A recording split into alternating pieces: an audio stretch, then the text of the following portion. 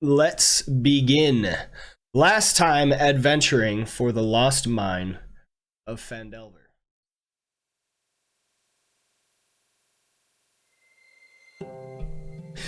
We began once again down beneath the earth in a cellar, the Redbrand hideout.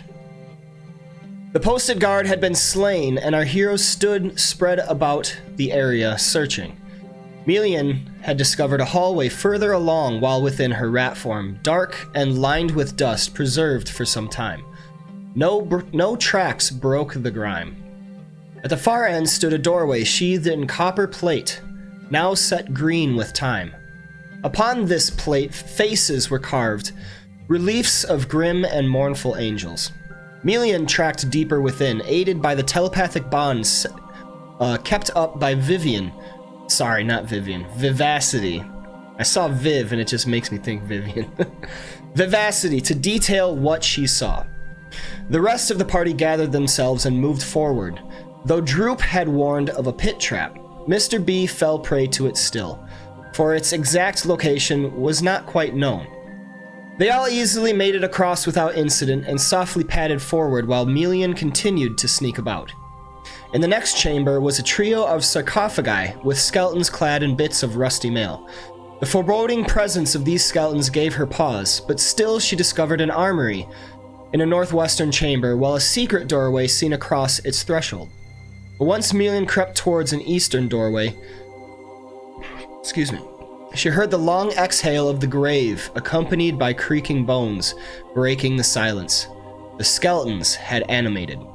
Their grim attack was met with the rest of the party charging from the doorway. Sounds of battle had alerted two guardsmen in the adjoining chamber, illuminating the crypt with torchlight. One by one, the living, dead, and breathing guards were felled to open the way forward towards the cells. It was within these chambers the remaining Denjars had been found, taken captive by the Redbrands. They were saved. Time was the heroes, and a quick share of food was given to the family, and thanks was given in the form of a quest. Myrna, the mother, promised a family heirloom to the adventurers should they seek it out in the ruins of Thundertree. The group left the hideout victorious with Iarno in tow, to be brought before Sildar in order to decide what next to do with him. There, at the Townmaster's Hall, they found him. Iarno's betrayal was at first a shock, but the proof of his partnership with one called the Black Spider was determined through a personally addressed letter. Sildar had all the information he needed, and Glasstaff would see justice. But first, he would be interred within the cells beneath the hall and interrogated for more information. He was difficult to stomach, his demeanor quite unsavory. Even in captivity, his arrogance preceded him. But nonetheless, quick wit and powerful intimidation allowed our heroes to discover the connection between he and the Black Spider, and the danger they were all in. The Black Spider was a drow, and his red eyes were set upon a mine of ancient lore called Wave Echo Cave, within which was located a forge of spells. The Black Spider had somehow learned of its location and acted to prevent the Rockseeker brothers from claiming it fully. They themselves under heavy threat and danger. Iarno's charge was to keep Phandelver from fully civilizing and driving away any that might pose a threat to the Black Spider's takeover of the caves until he could set up full shop to defend it from the Rockseekers and any other that might take it away. Iarno was given the bugbears to keep charge of Phandelver, but the man made use of the Redbrands instead. Only the bugbears knew the location of Wave Echo Cave, and likely Cragmaw Castle. Iarno knew not, or so he claimed. Now, the man was afraid, and required protection. Drow tolerance from failure was finite, and thus brings us to the present moment, where our heroes have fallen asleep after scheming and plotting, setting a trap for this Black Spider and his henchmen. Iarno would undoubtedly be hunted for the information he knew. The drow would look for his return, or his death if it couldn't be managed. He sat the night in the cells beneath the Townmaster's Hall, awaiting, as such a time, a wagon, and guards could be procured to transport him north. In Neverwinter, he would await trial for his deception. Vivacity and Brecker drift to the sounds of the countryside at night. Grasshoppers and other insects chirp in the weeds. The wind blows softly upon the grasses. The smell of fragrant blooms waft in the air through the open windowsills. Wood and thatch, dirt and mud. Quite a comparison to the dusty mildew of the jail cells where the others keep watch. The scent of stagnant air and collected dust settles there, the candlelight bathing a light orange glow upon the iron bars. Mr. B sits motionless as a sentry before the stairs, with Melian settled upon a chair cross-legged and in trance. Dr. O lies in a puddle of herself upon the stone floor, slightly vibrating here and there as she sleeps. Before long, both of you, Mr. B and Melian, hear a faint murmur, followed quickly by a sucking sound as if air has left a vacuum. Then a pop. Your senses are alerted, your trances allowing you to feel your surroundings. Mr. B and Melian, please make me a perception check.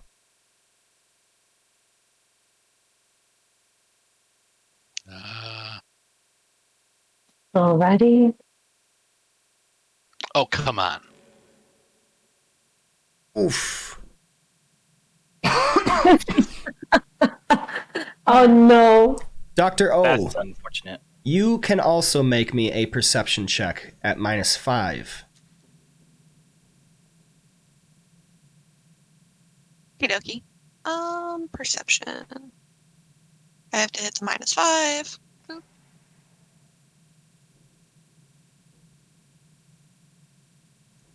Wow. Dr. O, your sleep is broken. As stated, you hear this murmur, followed quickly by a sucking sound as if air leaving a vacuum chamber. Then a pop. And you also hear, well, alright, how do I get around this one? What do? I know whose voice that is. It's from within the chamber. Wait, is it like in front of me? I am like awake, you know. Well, you're in your sentry's form. So you hear the pop, but it doesn't quite stir you. I don't know. I never sleep. Okay. If it's in the little room we're in, then I'll just be my little goopy puddle and kind of airily look around the corner and see if I can see what's going on in the cell. Okay. Dr. O awakes to see Yarno outside of the cells. Once he sees you stir, he says, "Oh, shit!" Mr. B and Melian immediately awaken. And I need Mr. B, Melian, and Dr. O to roll initiative.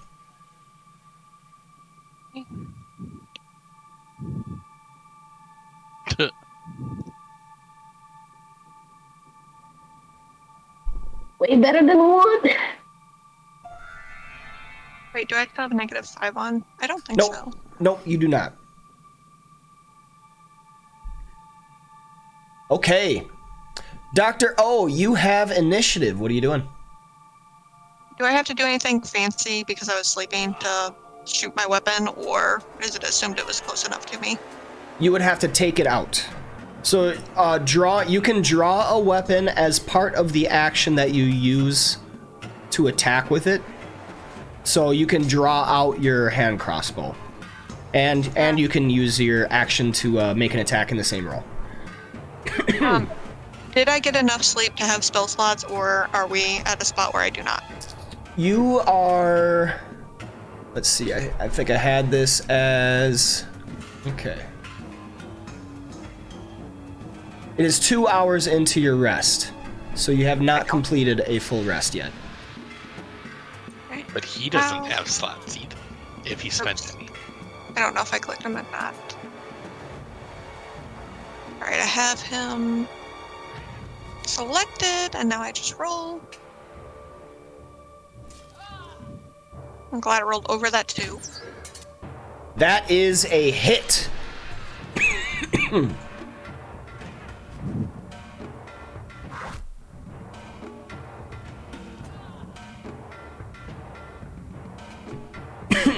Excuse me. 13 points of damage as your bolt streaks across the chamber. The man, thinking he was being sneaky, is smacked in the arm, giving a cry. Anything else? Mr. Bubbles, get him, and then...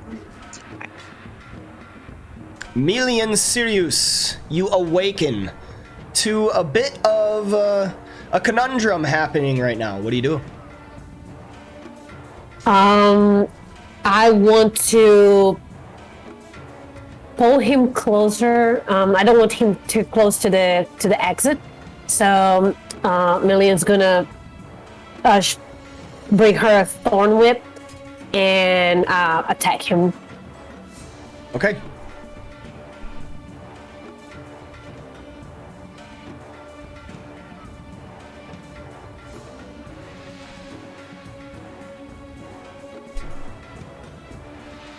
Isn't it control and click? Do you have your token selected? Yep. Okay. Now, control left click on him and it should target. Oh, gotcha. There you go.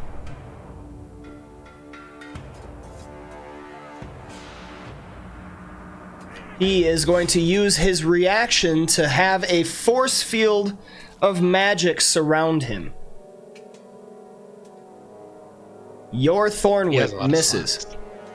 He got a... So, remember last session you guys said you were going around and then you were going to take a rest? He had enough time between that in order to kind of get his stuff going.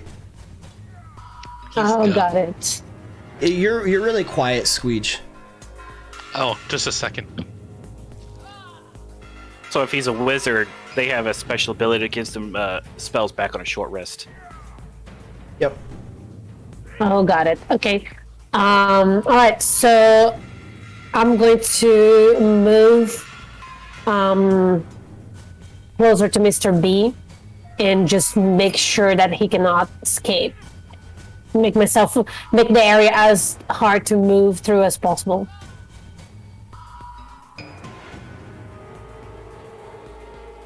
Okay. Yeah, you can move through Mr. B. Anything else?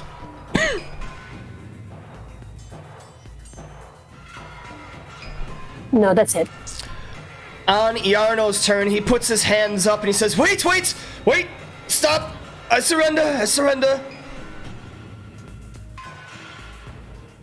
Is there anything you want to do, Mr. B? I'll look at Dr. O for direction. Oh, mercy, Mr. B. Oh God! I stab him. Oh no! Okay.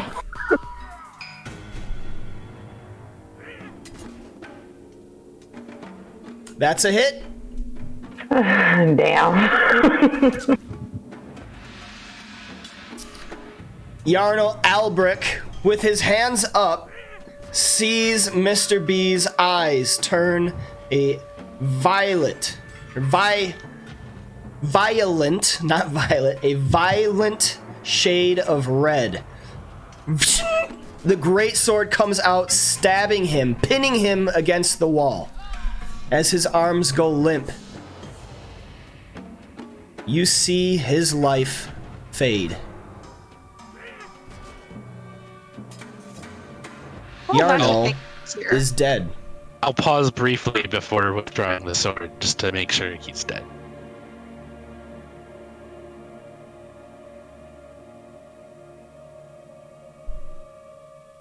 Well, that Oh, should yeah. make things easier. He's dead. All right. Yeah, but now we. I'm so happy I had permission to kill him finally. Well, Melian, nobody knows he's dead, so we can still go about our plan. Oh yeah, that's true.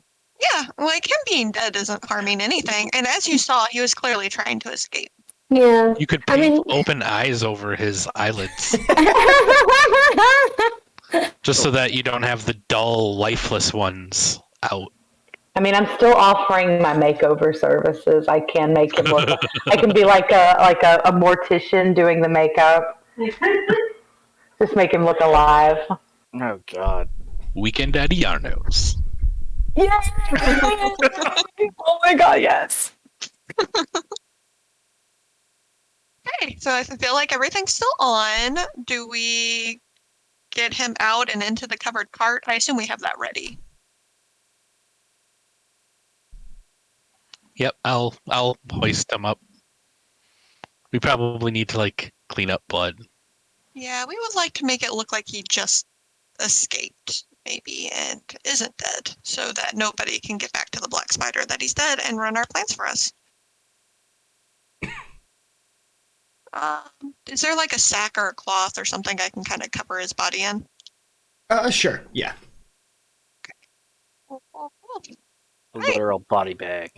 I mean, if we get a bag of holding, I could dismember him and fit him in there. God! Well, we have a bag of holding, but I don't want it covered in innards. But thank you. All right. Melian, lead the way. I think we can pop him out of here. It sounds good.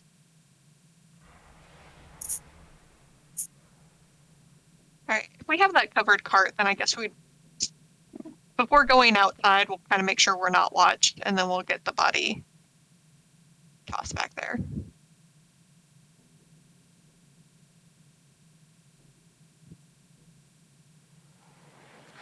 So I do want to remind it is midnight right now, and you were 2 hours into your rest. Oh yeah, we should just probably just let him sit in the corner while we all finish our rest. Yeah. Let's just put him back on the cot and like pretend that he's asleep. Yeah, that's a good idea. We could sleep on the cart. Point. But what if we get attacked like before we can get rest? Yeah, no, let's just finish. Although I have no input, so no real input. Melian, what would you like to do? Do you want to rest here? Do you want to get the body outside? I think we can just keep his body here, pretend that he's asleep, and then we take our rest. And when we join with the rest of the team, we can tell them that he's dead. He tried to escape. Hey, Mr. Something. Rebels, let's get his body back in bed. There we go. Yep, I'll drag him back over. All right. Protect the staircase as you were. And then, nap time. Okay. We once again go back into slumber. That And was an finish. exciting 30 seconds. Finish the rest for everyone.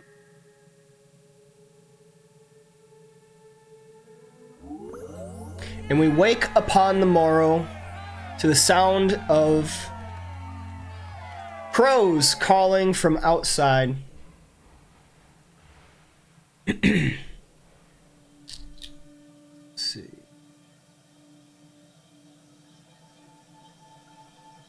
Stonehill Inn.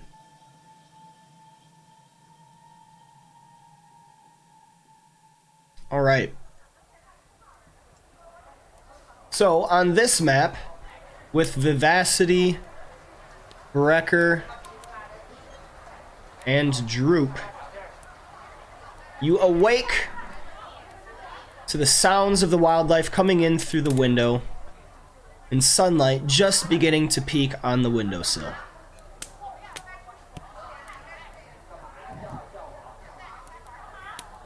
All right.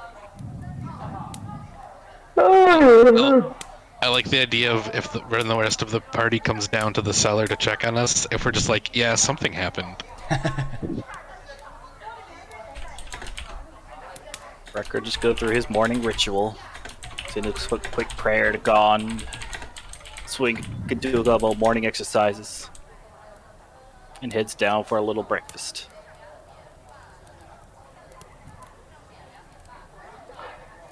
Viv is gonna take her and her son. Come on, Drew. Breakfast time. Like, this is a step beyond just having a party pet, like typical Droop. Oh, I want more. I want a few more minutes. No, Droop. It's time for breakfast. You've had plenty of time to sleep. Come on. Breakfast. What they got? I mean, just about anything you want. What you want? Anything? Oh Yeah. man, it's been so long since I've had breakfast. My mom never made it for me, but I'm excited to see what you got. Well, I mean, I really can't cook very well either. I never was in the kitchen much, but they got cooks here that'll cook food for you. Oh, that's good. I'll pretty much eat anything. Sometimes it doesn't even have to be cooked. I've eaten rats before. I mean, pretty much anything will impress me. So that'll be all good. No son of mine will be eating rats. I like rats. Well, you'll be eating a lot better here, trust. Okay. The stairs are on the other side. I hope he doesn't try to eat Melian at some point. That's what I was thinking too. Oh, please don't eat me. We're over here. Sorry, my map is way too big. Hold on. Yep. Zoom in and out using the mouse scroll wheel.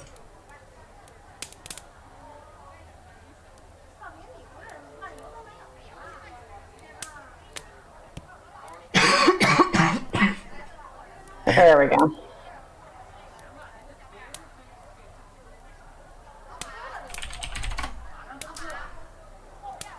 You go downstairs to see Toblin and some of the others quickly eating breakfast and such.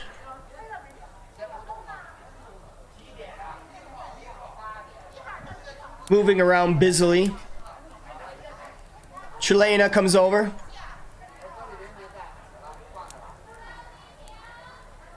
What can I get you this morning? We have plenty of eggs and some pancakes even. Yeah, I'll have a stack of pancakes and eggs for myself and for Droop here. And she motions over to her goblin son. Sing for me. Excellent. Yeah, I suppose some for your adopted son. You see her face kind of screws up awkwardly when she sees the goblin. And plenty of people are kind of like giving odd glances over in your direction. Of course, only the best for my son. Double stack, extra syrup, please. Chelena walks away kind of like, not something I've ever seen before, but whatever.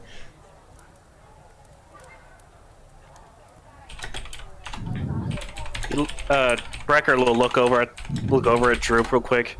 Remember to stay close to us when we're in this town. Some people might get the wrong idea and attack. Okay.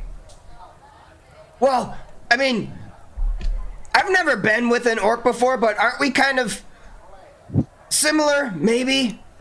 I've heard about you. In minor details, sure, but still. Well, if they let you in, I can see why they let me in. Perhaps. Though for you, it might take a little bit of time.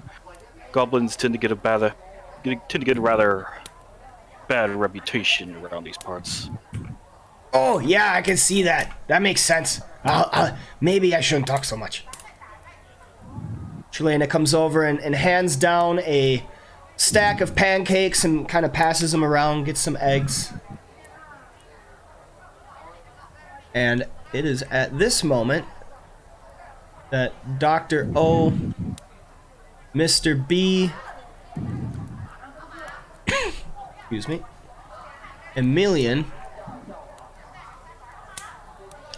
all show up outside.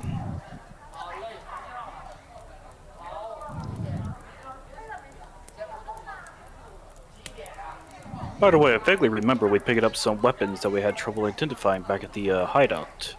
If you want to, I can take a look at them and see what details I could glean. Yeah, I got this real cool sword, but I would like it identified. Certainly, hand it here. All right, so she hands in the sword that she got back at the Redbrand hideout, the one that had like the blue details. Yes. Correct me if I'm wrong, but just to make sure, Clarice can ritual cast, right? Yes. You should be able to. So we're going to take 10 minutes to ritually cast Identify on the sword. 100 gold piece pearl to be able to cast Identify. Oh yeah, that's right. I just checked the components. You're right. Yeah, I'll probably pick up one of those if I have the money for it. Let me check. I'm trying to buy one if that makes you feel any better. I put it in chat yesterday. Oh yeah. There is also, let's see, camp. There is also the camp activity that you could perform, where you have to make a Arcana check as long as you are proficient. That's not my specialty. Proficient in Arcana. Okay. So, as you are all breaking your fast with some of the items placed at your table, Mr. B, Dr. O, and Melian all show up.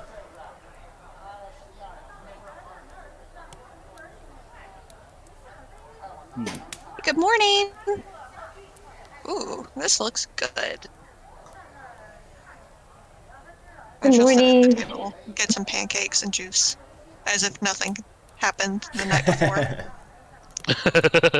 Yes, and Dr. O, you overhear Brecker speaking with vivacity about the sword. Brecker is holding it, looking at it, and scrutinizing it. You looking at? Oh, this blade that Viv found in hideout. I was about to cast a identification spell, but then I remembered I require a pretty expensive pearl for it.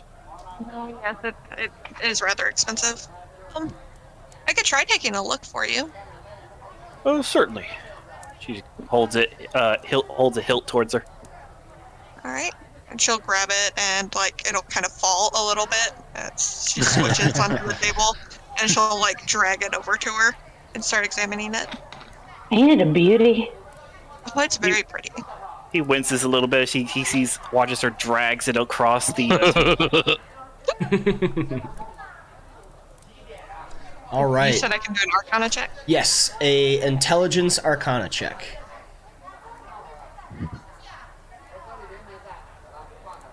With a 20, you spend some time looking this sword up and down. Its silver-chased scabbard inscribed with the name of Talon. Its hilt worked in the shape of a bird of prey with outspread wings. The blue sapphire set within the crossguard. After a little bit of time, you successfully identify it as a +1 longsword. It gives a +1 bonus to both attack and damage rolls made, and its damage is considered magic. Ooh. This is just a magical longsword. It should do extra damage. Make you much stronger, Viv. Well, hell, I'll take it. Thanks, Dr. O. Thanks, She'll, like, Brecker. try to So scoot one thing I will note, longswords are not, what is the word? Barred weapon. I can't think of the word. Like when you can use your dexterity modifier. That was not finesse. Finesse, yeah. Longswords are not finesse weapons, so they use your strength modifier.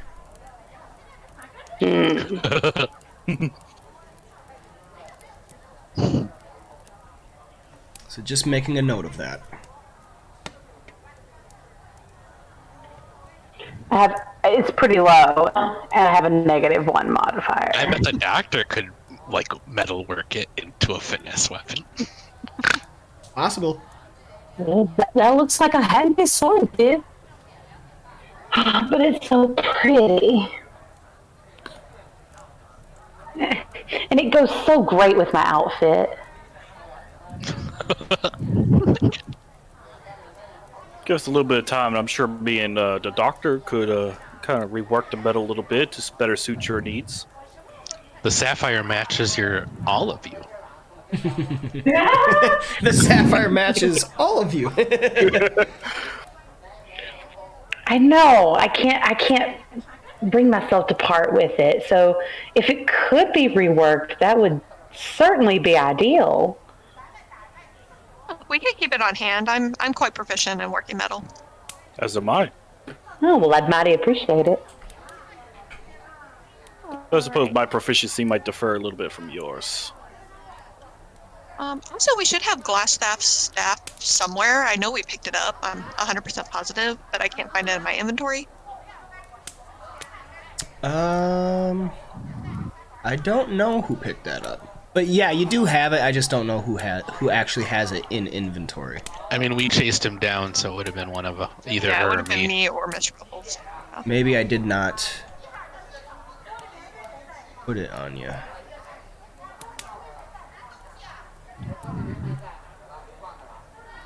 While while this is going on, Melian's gonna take a little piece of parchment that she has and her quill, and she's going to write a little message that says, "Do not say anything.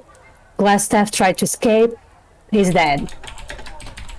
And she's going to carefully pass that over to Viv and point at her and then at Brecker. So Viv, you wrote it on a piece of paper? Yeah. Okay, so Viv, I slowly unfold the note, and I'm looking at it, I'm like, and I'm like, I want to say something so bad, but I'm just like, you're like, and I look at Brecker, and I'm like shaking my head and putting my finger like frantically on my lips, and then I hand him the note as well. Brecker grabs the note, and you see his entire expression just drop. Gets a little, gets a little dark, little kind of that, sort of like that. Wish you hadn't done that kind of look. But then he nods and passes the note back. I'm sending a message to Melian's brain, like, how the fuck did he die? What did y'all do? Was it Mr. B? I bet it was Mr. B, wasn't it? It was Mr. B.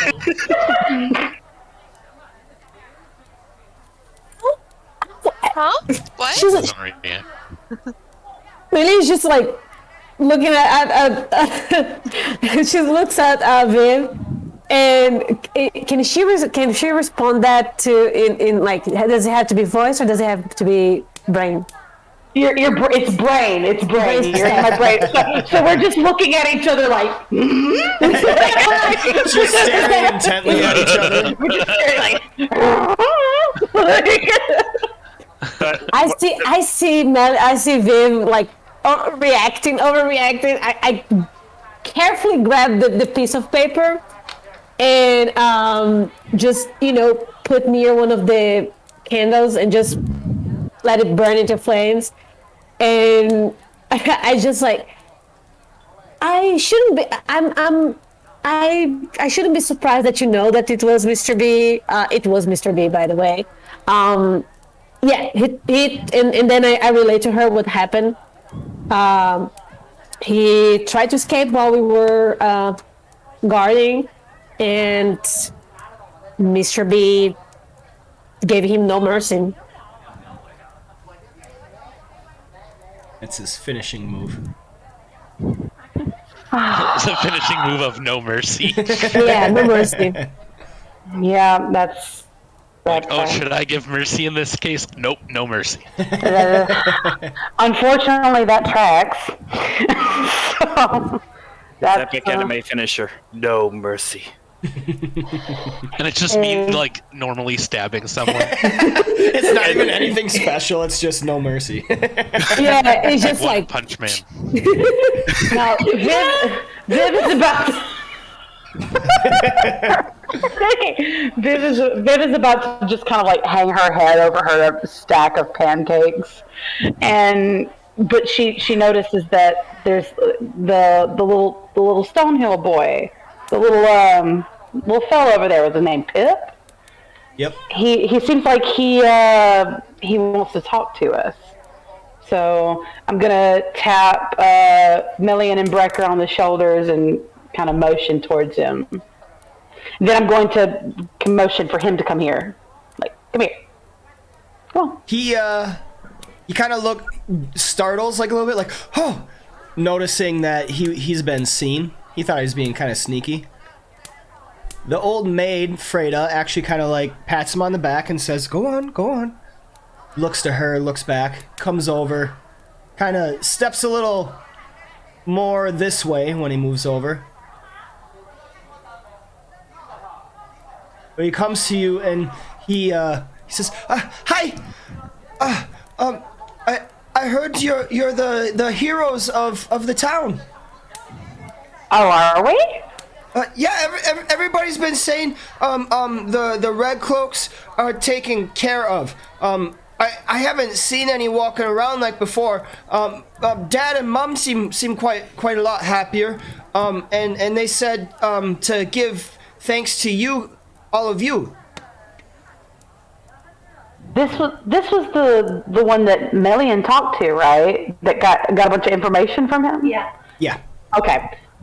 Well, it seems to me that the only reason we're heroes is because all that help you gave us. Oh, yeah, right. I told you about Carp. Yeah. Yeah, if it hadn't been for the info that you gave Melian over here, we probably would have never found him. He just starts beaming and he looks back to Freda.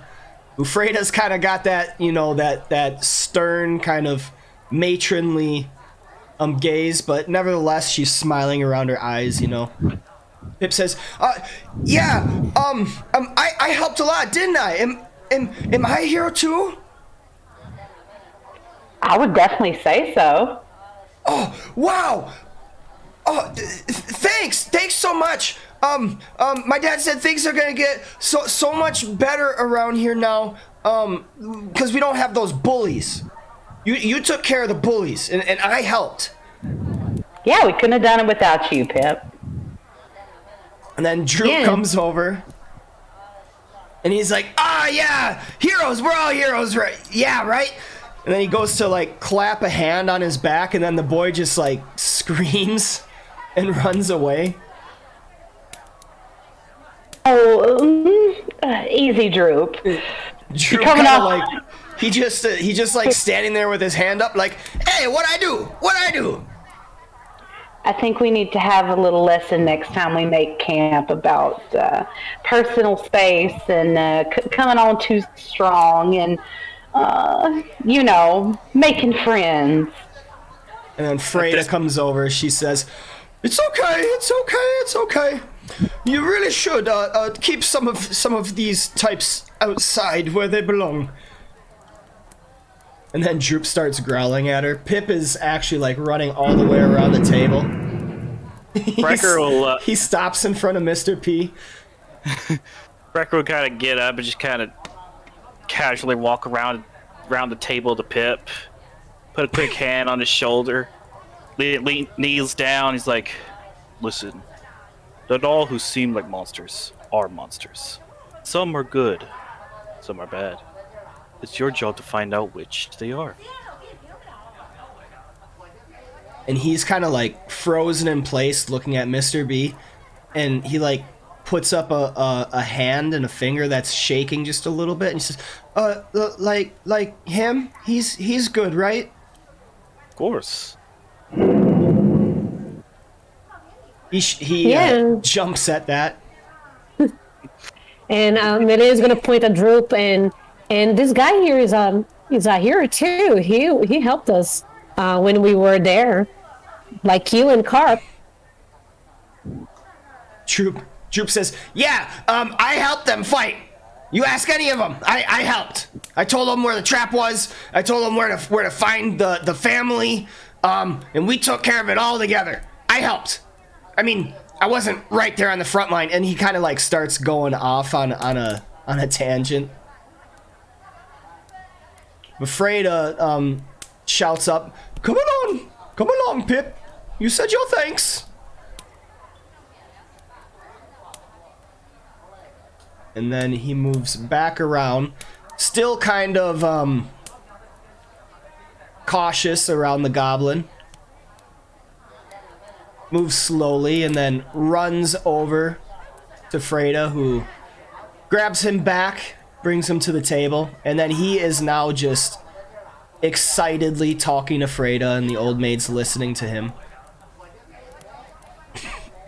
Seems there's quite a bit of excitement going around the village at this time. Viv gives Droop a head pat. Just a little head pat, like, oh, Droop. Hey! Usually I'm really good with kids. What kind of kids? Well, tell you what, usually the human ones start crying. But back home, I made all the little ones laugh all the time. All the little goblins. That's why I became a jester. Yeah.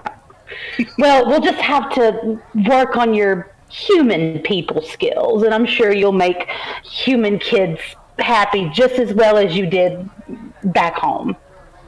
Oh, yeah, like this. And then he goes out and jumps in front, still wearing the jester's hat, takes his little like stick thing and smacks himself on the head a few times. Falls on the ground.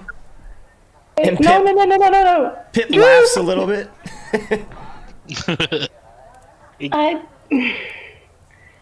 I suppose that's all right for now, but we're going to have to teach you some ways you can make people laugh without hurting yourself.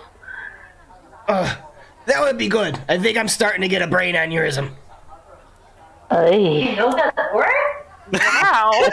That's a big word for Group. He's smarter than he appears. I guess Viv is rubbing off on him. Viv goes back to the table. Hey, where'd my pancakes go? Droop's mouth is just full. I look over at Droop. I look over at Melian. I'm suspicious of both of them. Y'all been stealing my pancakes. You know what? Just for the sake of it, I want to see if I could catch Melian stealing the pancakes. Yeah, Emilian, go ahead and roll me a stealth check. And Brecker, roll me a perception check. I turn away for 1 second while this is happening. Ooh. Is this deception or sleight of hand? You're incredibly bad. Sleight of hand, yeah. It's very obvious. Viv's back is turned, but she even like kind of senses it going on, and everybody's just staring at Melian when she wonders where her pancakes went. There's like syrup just like on Melian's mouth, and she just like pretended to look like nope, not me, but she just like turns around like y'all saw her, didn't you? Brecker kind of goes back to eating his pancakes, not saying nothing. Brecker's a real one. He ain't no snitch. I narrow my eyes at Brecker. Did you see Melian take my pancakes? I can neither confirm nor deny. Let me remind you, who paid for the bedroom? I had to go up there and sing 3 different songs. One of them I didn't even know. I was just ad-libbing. I'm just gonna while Viv is just turning her back to me, I'm just gonna give like a little salute to Brecker. Fine. Next time, y'all can pay for the beds. Nice. No, I'm just gonna. Millie's just gonna turn to Viv like, all innocence, like, would you like some tea? No, I want the tea. I want the truth. All this over some pancakes? You don't get as big as I am sharing food.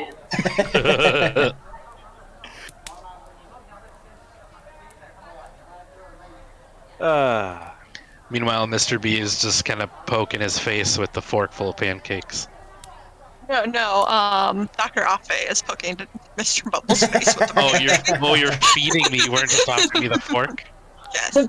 The piece of pancake is just falling off the All right. helmet. As you offer it, like, and he kneels, like he bends down so you can do it, and you poke him with the fork. All right. It was delicious, right, Mr. Bubbles?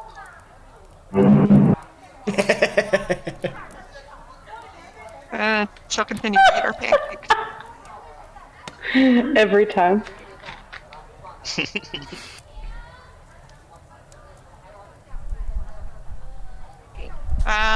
Then is it time to wrap up? I'm feeling pretty full.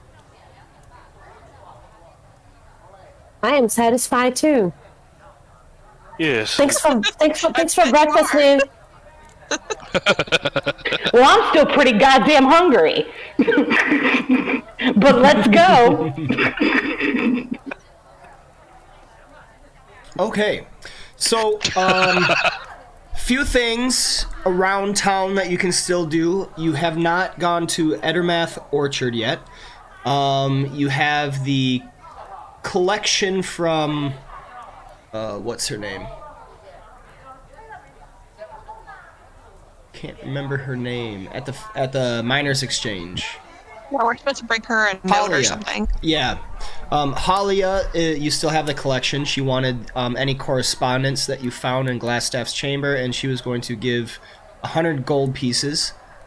Sildar, I actually don't think you collected the coin purse for capturing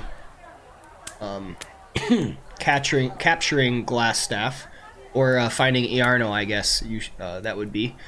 And then I remember you charged Sildar with finding the wagon too. So there's a few things to be done around town if you wish.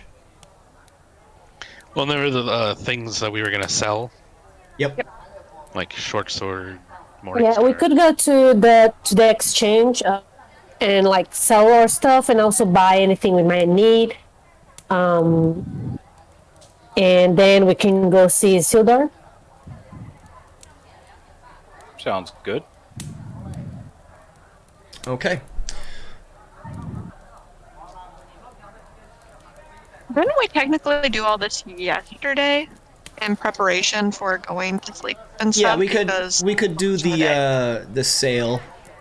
So what are you all wanting to sell? I have a list. Yeah, first off, who wants the Staff of Defense? I would like that if nobody else wants it. And then anything you want to sell, go ahead and put in the party sheet inventory. And then we can do that. Oh, okay. So you just distributed across the party. 0, 0, 0. 0, 0, 0. I forget, is there a way to drag multiple items at once? If you hold down shift and drag, it should do all of them. Okay.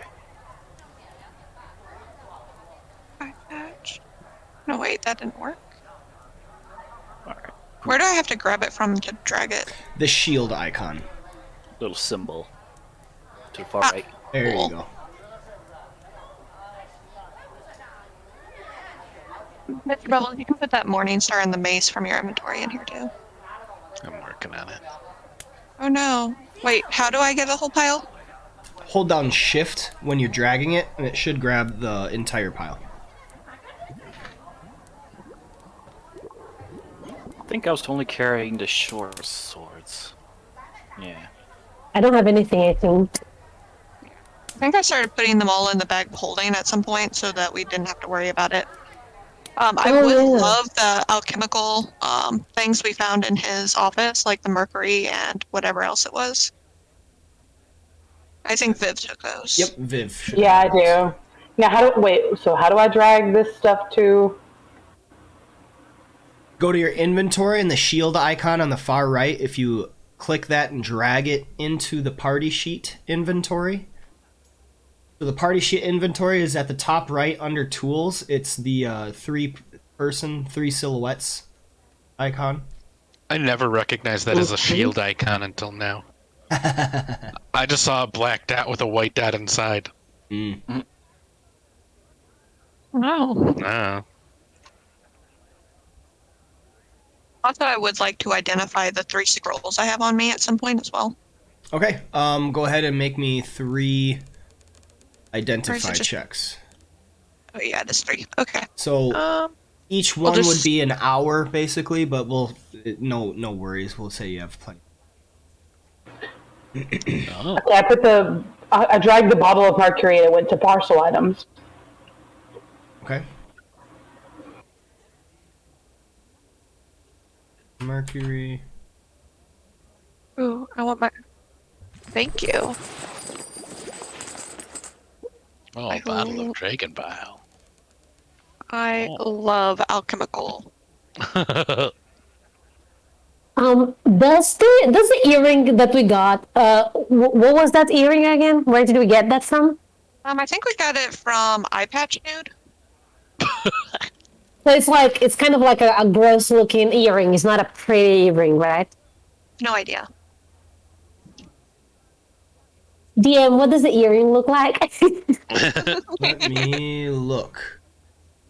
It's just a gold earring set with a tiny ruby. I don't remember where you got it from. I think it was in a chest. Oh, that's fine then. Where are your scrolls? I have 1 in my backpack, 1 in the bag of holding. I had 2 in There we the go. bag of holding. Okay, find scroll, superior scroll, and elegant scroll's scroll. up. Okay.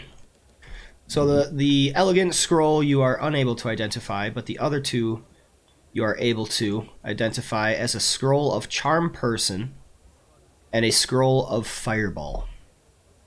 Oh, my Oh, goodness. that's gonna be nice. Could I help with that? Like with the one that she couldn't verify? Are you proficient in Arcana? Yes, I am. You are. Mhm. Yes, you can. Go ahead and make me an Arcana check. Oh my god, That I'm rolling is- so bad. Insufficient. This is my highest roll tonight. I rolled 2 1s and a 3. Good God.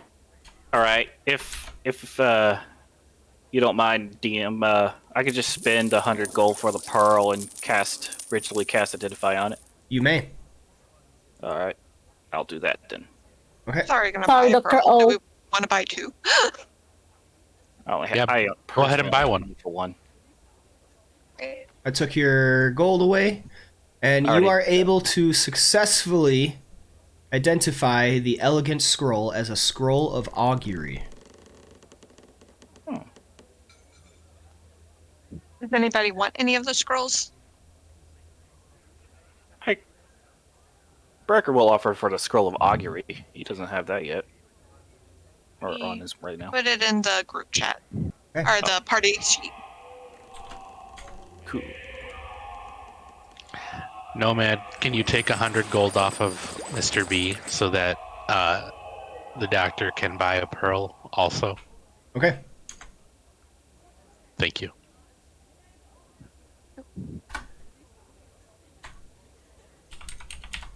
Well, you can give her the pearl. That makes sense. Otherwise, I can always drag it into party inventory. Do that. I That's can easier. go in with some gold pieces too if needed.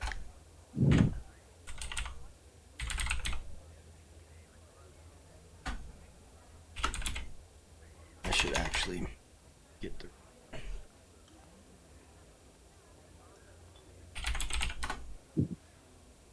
I would like to move a lot of this stuff into my bag of holding, but I have no idea how to move it to my bag of holding. Okay, so all you do, in your inventory, it has the name, and then it has the location. The location, if you type the name of what you want it to be put in, it puts it in that. So if you go like next to, yeah, just like that. And then when you hit tab, it'll populate. Perfect. Oh my gosh, that helps my weight limit. Or does it? Does the And bag then- of holding still hold against me for weight of stuff? So whenever you put something in the bag of holding, it doesn't discriminate for the actual like item to do the magical enchantment. So what you got to do is you got to go over to the bag icon and click on that until it's blank, which means it's not carried, and that gets rid of the weight. Nice. Okay. All right. Yep. I understand now. I can manage my inventory. Yep. All right.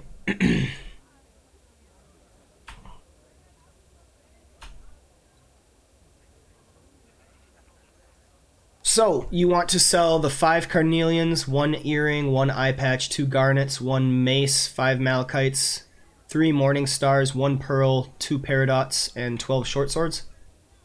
I don't know what the unidentified gems are. Was one of those 100 gold pearl? Like, No. we just... No. Okay. Then, yeah, I'm good to sell all those things.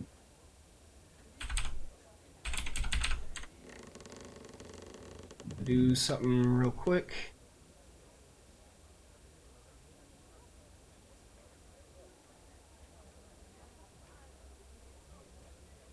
Merchant. Little guy. Oh, little guy. Found a little like hack thing that you can do.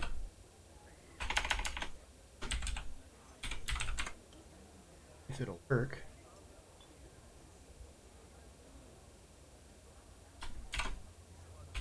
There we go.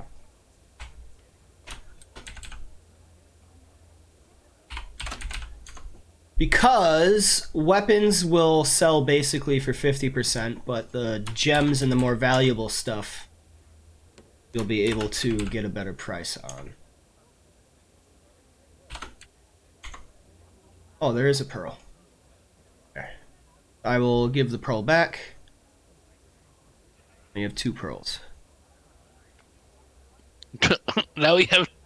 Now I we don't have want to 3. buy a second pearl. We Okay, already had one. so do you want your 100 gold back?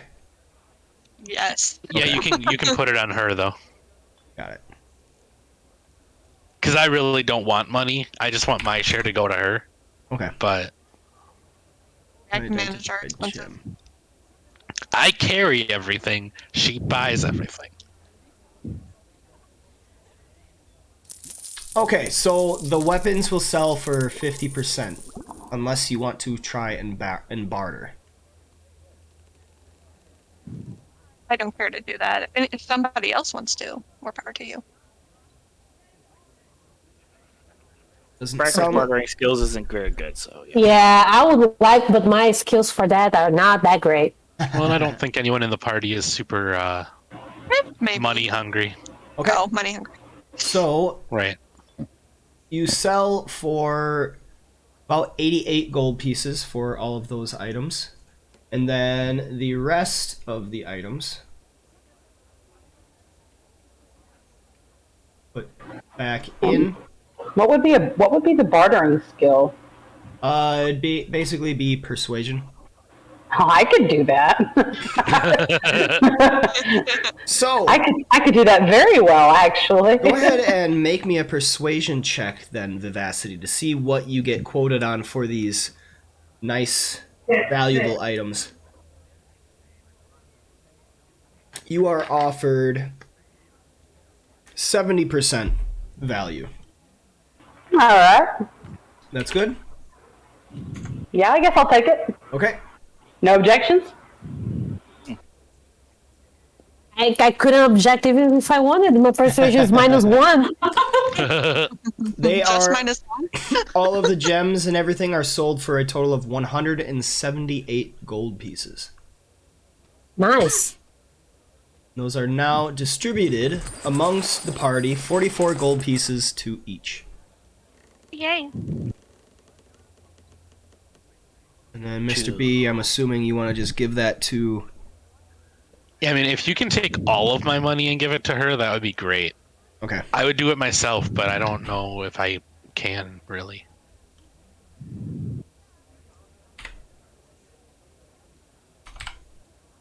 Correct me if I'm wrong. Didn't you say at some point that money weight was going to start making a difference?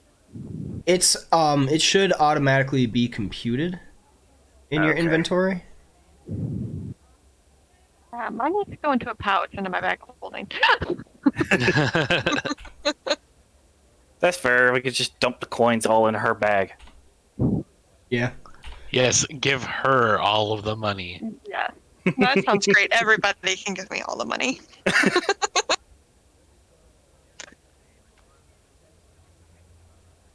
Oh, I already hold like all the party inventory when we're looting, so I feel like that covers most people. Okay. So all coins and stuff is taken care of. Now, what do you wish to accomplish? Let's talk to the lady at the miners' exchange. Okay. Yep. Let's go. Sounds good. Melian, did you fill everybody in on what happened last night? Oh, yes, I did. That's why Viv was acting strange. I let them know what happened. So it wasn't because you stole her pancakes. I don't know what It she's was- talking about. It was a bit of both. I don't know what anyone's talking about. Oh, please. I would like to check in on Brecker. How is he doing? Like, because he did he know Glasstaff? Like, He did. Not. He did mention that he didn't know him very well, but that Glasstaff and him did have a small history. Bit of a history. What a shame. and just ask like, how you doing? Like, with what happened. Bit disappointed. I wanted at least. My best friend Elissa has more of a history with Yardo than I did. I was more just a bodyguard for him during our journey from Baldur's Gate to Neverwinter, but she was a student. She and him talked more than either of us did. I did, but I was hoping that she could at least get her last word with him before his fate was sealed. Hey but there, Ariel. How you doing? I guess that kind of changed. Yeah, I'm sorry. There was nothing. I mean, there was really nothing we could do. He was trying to escape, and we didn't have anything to restraining him with. So I know, and I'm not holding it against any of you. It's just a little disappointed, that's all, but life moves on. I'm sure she will understand. and he's just gonna pat Becker on the back and just follow them in. They're there. They're there. Just give her a nod and appreciation.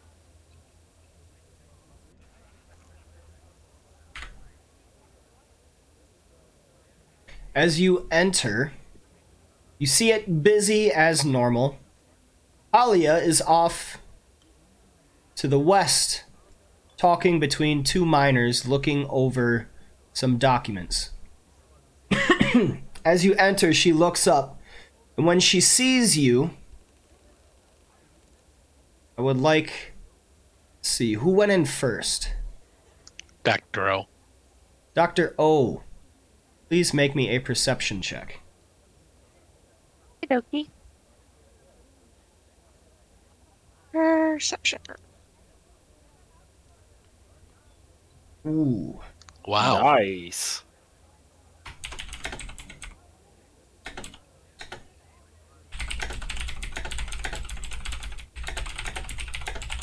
He could be tapping away. Get quite a message. Clickety clack. Gotta love mechanical keyboards. Yeah. Yep. I have another one that's soft that I used to use, but now it's on my other computer. So. Alia raises her voice. Ah, the heroes back. Excellent. And then she kind of goes back to the other miners, puts two hands out, two fingers, kind of like, 1 moment, please. I will be right back with you. She gathers all of you up to the counter. Before she does, I hear we I'll have kind of- some... Oh, go ahead. I'll kind of tug on Melian's shoulder and bring her down and be like, she doesn't seem happy to see us. I'm sorry, that was so quiet. What did you say? Oh. She doesn't seem happy to see us. Mm. I feel very suspicious of her. Right, so I'm moving closer and greeting her. Hello, Mrs. Thornton. How are you? I'm doing excellent.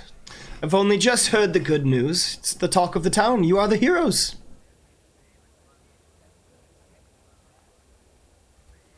Oh, that's I believe that we just did what was the right thing to do. They were causing trouble. They were, getting innocent people. So do you have any news for us on the documents that they provided? Ah, yes. She goes back, brings out a map, lays it on the counter, and kind of spreads it out. Now be careful. This is one of my prized maps. I have been marking some territories of interest from talks with some of the local miners and the travelers, and I sent out some words asking about old constructions or sightings of any such kind that might be thought of as a castle. And though I do not have an exact location, but over here in this general vicinity, there have been some talks about a greater goblin presence, giving plenty of cause to steer clear of that area. If you are looking for a base of some kind, I would look over there. And then she points an area on the map that's kind of close by enough.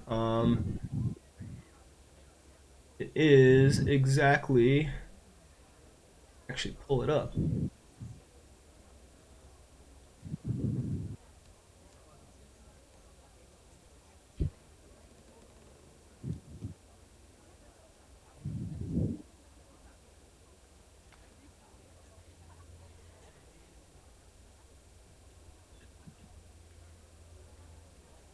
So, kind of north, inside Neverwinter Wood.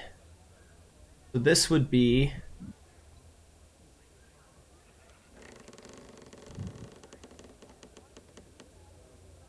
So it'd be kind of in the direction of Neverwinter where we are, then. Yeah, so I can pull up the map. Yeah, I don't have a map. I'm pulling it out now. Here we are. Okay. So, Would I check? on this map, you are in Phandelver, and she is pointing to an area in this general vicinity. She says Not where we were. the southern area. I'll actually make these visible. So that was Kragma Hideout, the link that I just made visible, which was the caves. The green one? The one where Clark was? The green one, yes. Okay. And the southern tip of Neverwinter Wood seems to be more goblin infested, north of the Tribor Trail. Got it. Can I check if the information she's providing seems truthful? Go ahead and make me an insight check.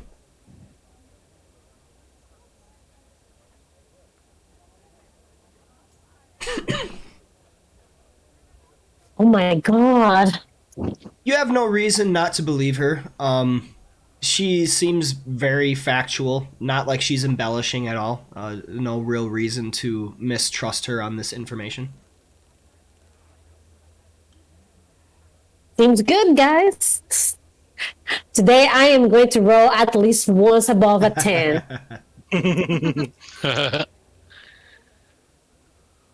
So I'm just gonna turn to them and nod, and thank you. How is everything here after what's happened with the Redbrands? Oh, I don't see much of a difference. Only time would tell. Only just yesterday, so I'm certain that the rest of the merchants, such as Barth and such, will be very happy. Yeah, we did capture their leader. We're going to be transporting him back to Neverwinter. Ah, yes. You found him, huh? Glasstaff. Did you find anything within his chambers?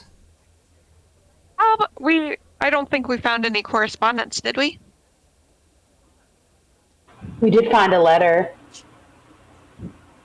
Letters or correspondence? Yep. Yeah, No. I know. It's just...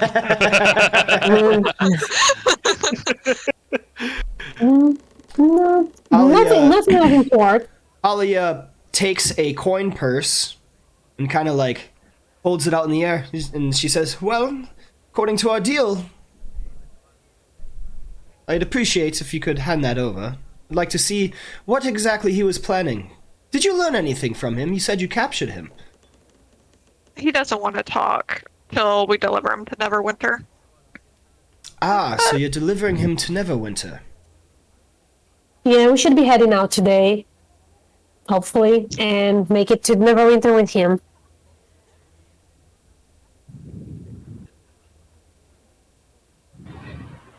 Viv hands her the letter.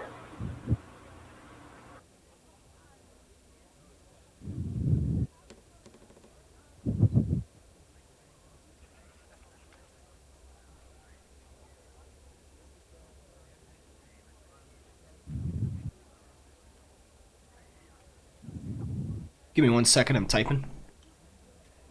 Okay. We can't hear that. Oh, we heard him so clearly the last time. Yeah, it's because I mute my mic so you don't hear it. That's why I'm not saying anything, because I'm trying not to do That's extra. ASMR. I mean, if you really want to hear it. It's up to you. I love going to sleep to the sounds of keyboard. I feel like I feel anxious because I'm like waiting to see what's going on. Yeah, I actually feel more relaxed with the sound of the keyboard typing because I know something's happening. Ah, okay. Good to know. I'll do that. Okay. You hand her the letter, and she quickly pockets it. She doesn't look at it. And then she hands over the bag of gold as promised.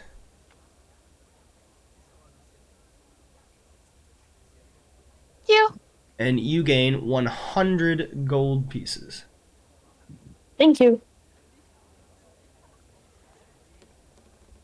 We hope you have a merry day. You I too. grab it to Dr. O. Mr. Bubbles. I'm sorry, what did you say, Millian? I said I grabbed the coin purse and give it to you. Oh, I see. This is going to be a thing. Because I imagine that you like Dr. O is too small. She was handing it out, so I was like, okay, here it goes. I trust you with our money. I don't know. Dr. O seems to be a responsible person who knows what's going on. Wait, why did Mr. B not get any of that? I took you off the party so that it would distribute the coins to everyone else because you said you didn't want to carry treasure. Yeah, No, but it my should go to share me. should. Yeah, yeah, I'm not saying my share should be split between everyone else. It's my share should be split to Dr. O specifically. Okay. Gotcha. Not important this time, but just for the next trick. I follow what you're Just saying. for the next Right. time. I'm Yeah, waiting it for seems everybody fair because, like, I feel like Dr. O would need more, like, to buy more objects or stuff to Well, make things. So that makes Right. Take sense. care of me and Mr. Bubbles. Yeah. Yep. I'm responsible for Mr. Bubbles. I'm his, his caregiver. And I'm responsible for Dr. O. Keeps me alive. I'm her life giver. I'm waiting for Brecker and Viv to come out.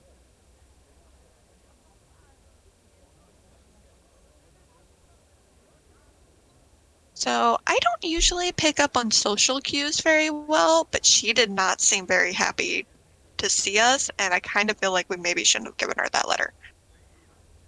She also seemed a little too interested about our. Oh But yeah, the that's why fact I that we are made sending- sure.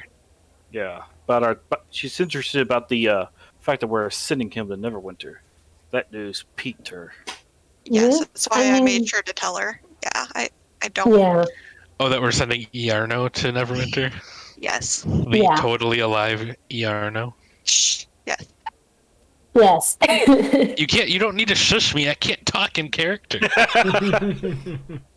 Oh yeah. No, that's- You talk so much, I forget. What? Yeah. Maybe I'm just being optimistic, but I really don't see what she could do much with that letter anyhow. That could be maybe proof that that connects Glasstaff to the Black Spider. However, if we can enact our plan today of taking him to Neverwinter, we could get more tangible proof too. Hopefully. We're gonna have to, because if we find out that if it turns out that she might have some correspondence with the Black Spider herself, that was kind of our only lead that links Yarno. Well, hell, y'all want me to steal it back? I'm not saying that, but I don't think we need the note back. I think we just need to enact our. We just need to go on this trip. Mm-hmm. Besides, if we try to take it back and she realizes it, it might tip her off that we are onto her. Yep. So yeah, I think it was best to just give it to her. Fair enough. Then I think we meet with Sildar and then get out of town, basically. sounds like the plan. Sounds like a good plan. And the good part of this new plan is that I don't have to dress up as that guy. Oh no, you still do, because you need to walk out with us. Oh yeah, that's true. Wait, weren't we doing the whole, grabbing on the shoulders and tying legs and waking up Arnold's? Well, then You're people not- might think he's dead. Yeah, all right, okay. We need him moving around the line. All right. I guess it's makeup time. All All right. right, get comfy. To the Townmaster's Hall. Or Sildar. Okay. Yesterday I wanted to have bought some stuff that I have in the channel. So I'd just like to buy all the things except the pearl.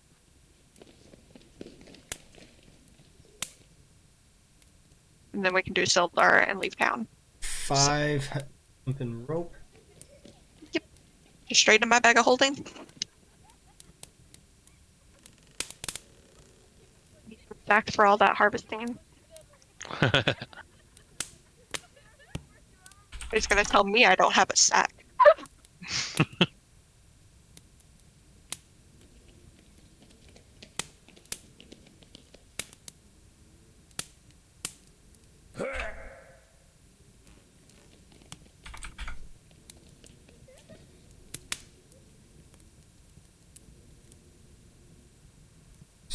sack.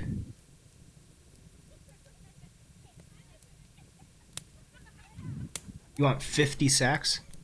Yes. Oh, 50 sacks? Well, yeah, I harvest things like bone. Oh. So I need. Oh, okay. I was like, for some reason, my mind went to body bags, and I was like, I mean, might as well be. Jesus. it's like, damn, she's Yeah. planning on harvesting people. She's gonna go on a murder spree.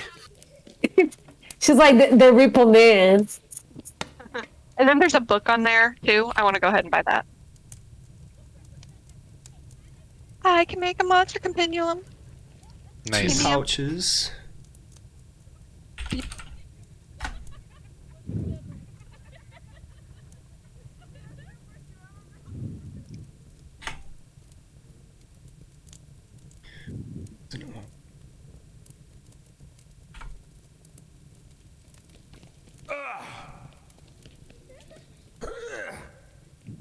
Uh, 10 feet of chain, and then 4 more manacles.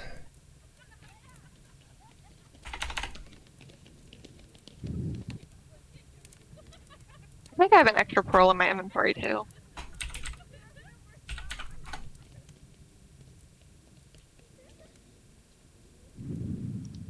Oh yeah.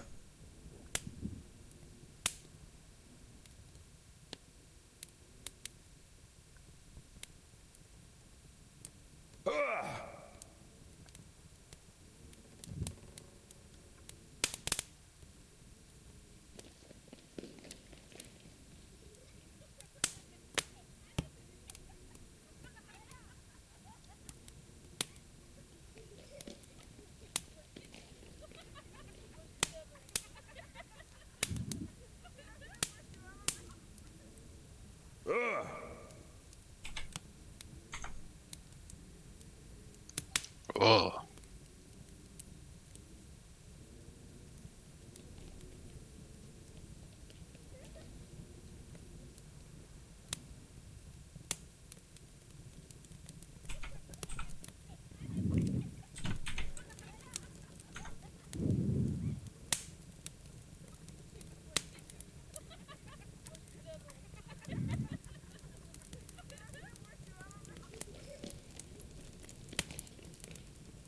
Okay, should be good now. Oh.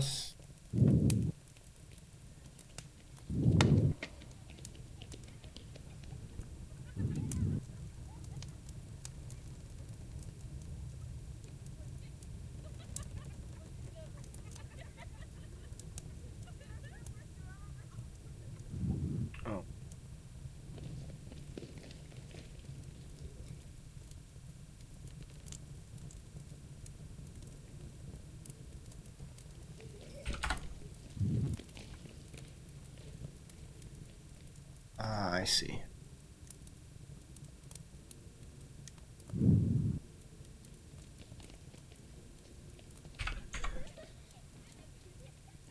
Okay.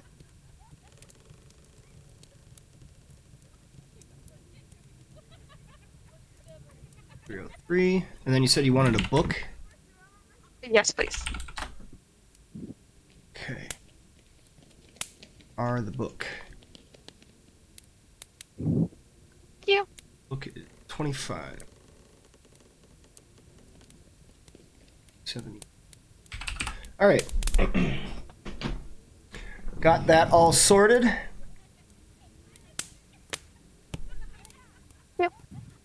We are back at the Town Master's Hall. Okay. Cool. Putting all of you on the map right there.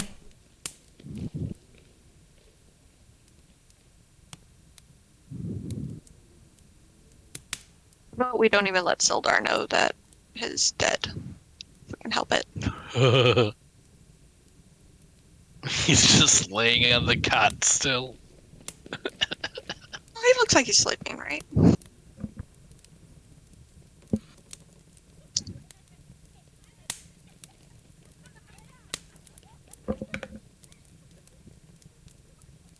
Are you suspicious of Sildar? Not in particular, but The less people who know things, better. Agreed. Yeah. Secrets work better that way. Plus, weren't they friends? No, they were a part of the same association, I thought. Maybe But isn't he going to be? Oh no, he's already. He knows that we're going to keep him dressed as a Redbrand, and I'm going in hidden. But he doesn't. We can still keep hidden that that he's dead, right? Right. Oh god, I just remembered. He was part of the Lord's Alliance. How are they going to react to know that one of their own died without a trial? Well, he shouldn't have tried to escape. There was a trial. Trial by combat. Tried to escape. Yeah, you try a bitch and you die. It's to fuck around and find out. You fuck around and find out. Exactly. He fucked around and found out. Immediate trial by combat, then, I guess.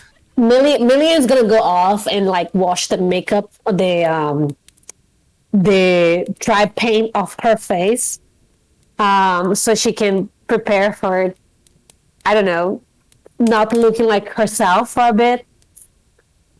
Okay. Viv prepares her makeup kit.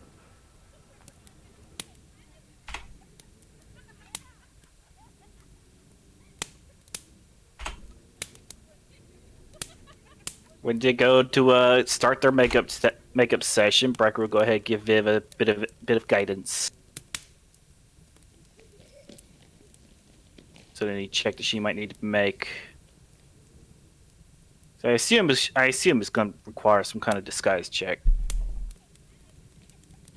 I'm just imagining Brecker giving like Viv makeup tips now. Like A makeup tutorial. No. like you're using that shade of contour, bitch.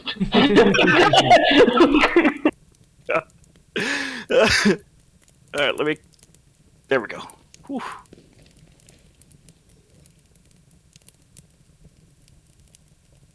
All right. So as you enter, you see Sildar speaking with Harbin, who both are looking over a map. And as you enter, Sildar speaks up, says, "Hail, heroes! I have not had a chance to check on the prisoner, but how are you all doing this morning?" Better now that we rested. Hungry.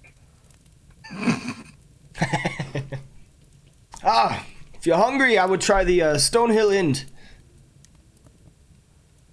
You don't say. Shut up. If I'm gonna probably accidentally stab Melian in the eye with her makeup brush a few times. Oh, whoops. Sorry, I'm so hungry I can't focus.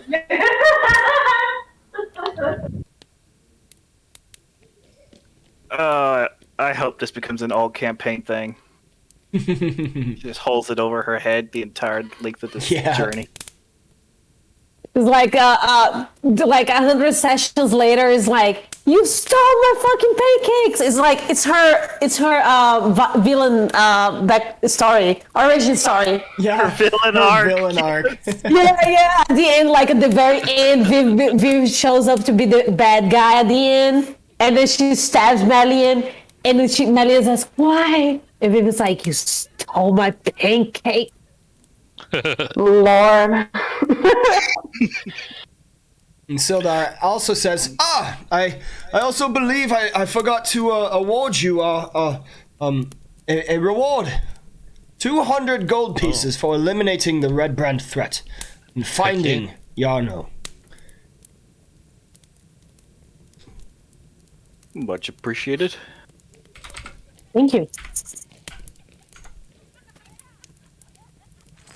So if you don't mind, we're gonna prepare the prisoner for transport. We decided to just take him to Neverwinter. About that. So, unfortunately, procuring a wagon of the sort might be a bit bigger of a problem than we had supposed. Most of the regular wagons might do, but it presents a particular threat with wizards, as they can easily break their bonds, so to say. What with their spell work. I don't know about that. What is your meaning? Oh, nothing. I was just talking out of my ass. Don't worry about me. It's because I know some herbs that I can give to him. He can pretty much sleep throughout the whole trip. That's actually what I've been giving him. Some. Oh, you know some herbs. Yeah, I know some. I have some herbs from the Gulch, and they can make someone sleep. And that's what I've been giving. You plan on making the journey yourselves? We have to make sure he gets there safe and sound, don't we? Yeah. Then that certainly changes things. Quite manageable in that case. I had originally sent word along with the post to Neverwinter to procure a prisoner transport. We don't have any caged wagons here available. I know you asked for a covered wagon, but I felt it prudent to try to take all measures necessary. And also to have a guard retinue come accompanying the wagon. But if you yourselves wish to transport him, perhaps we could come up with something ourselves and expedite the entire process. It will take some time. I anticipate about a 10-day before such a guard caravan arrives here in Phandelver. But maybe if we could quicken the destination time, the time to set out, that might be best. I could get a regular wagon, and then perhaps we just bind him and have a constant watch. That will be up to you. I believe I must be staying here for quite some time to get everything in this region quite civilized.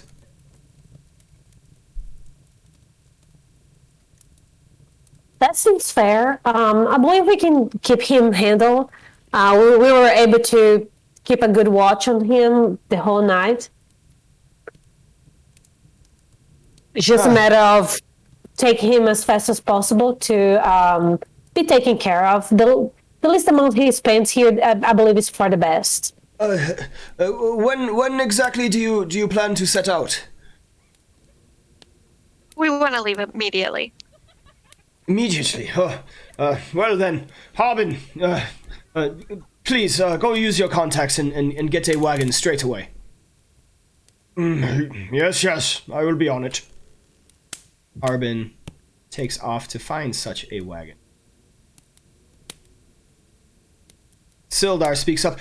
Anything else I can gather for your journey? I know you are quite well provisioned. If there is anything, make mention of it, and I will be sure to gather it as quick as I can.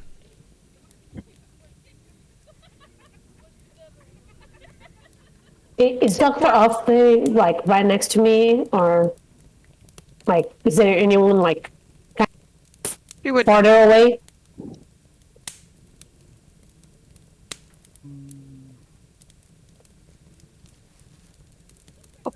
Sure. Okay. I was sorting my inventory, so I was outside. Nice. So, I was staying by you. Millie's gonna try to whisper very quietly. Should we ask about any other interested parties? Interested parties. I'm confused by your meaning. From the exchange? If we can gather any information about her? I think he'll just have the basic information, but you can ask if there's anything interesting about her in town. All right, that's a good idea. I'm not sure we want to announce our suspicion. Yeah, that's what I'm thinking. All right. Yes, sir. I believe that we're pretty much ready. We just need to get prepared and get the prisoner ready, and we should be able to set off as soon as we get the wagon here. Certainly, certainly. Good, good. I must say, I hate to keep piling on, but certain things are quite prudent.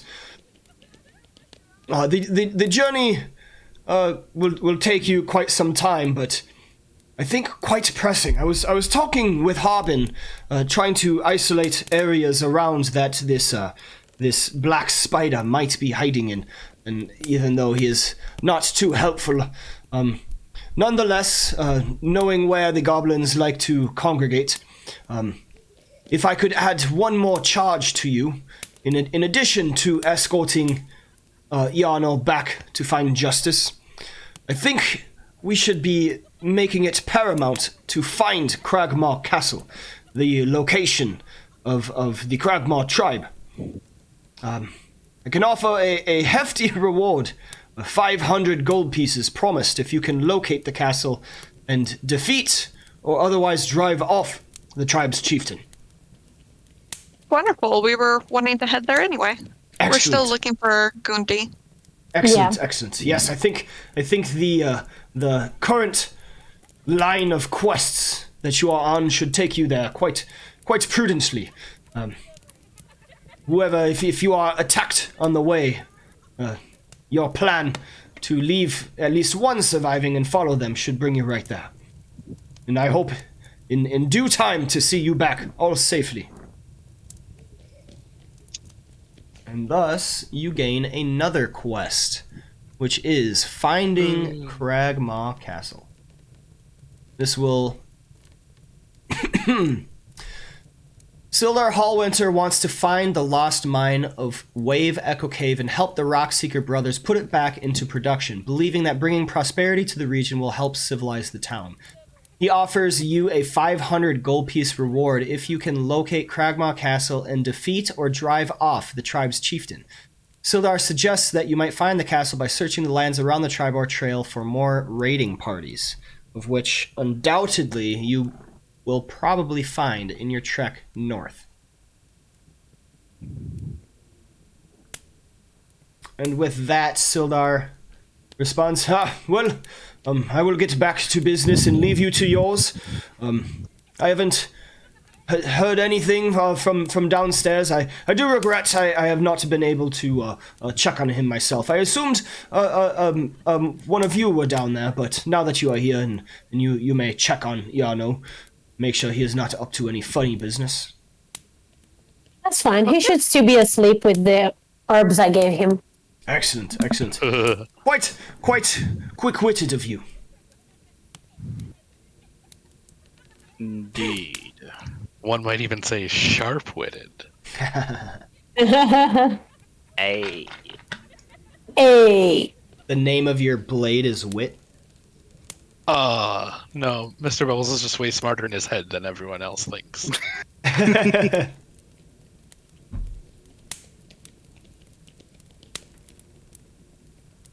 Oh, oops. I got rid of your... Get rid of him. Like Take him everybody's out of my going, bag of holding so nobody has to see him. That's what bag of holdings are for. Well.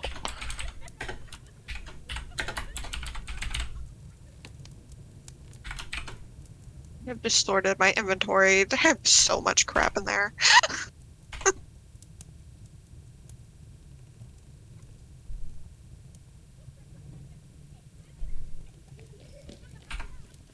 Every time I get to I have to move to a new map, my view is totally off. I'm zoomed way in on a totally wrong part of the map. Yeah, that happens. Yeah, I get that too. Gross. But at least it's not just me.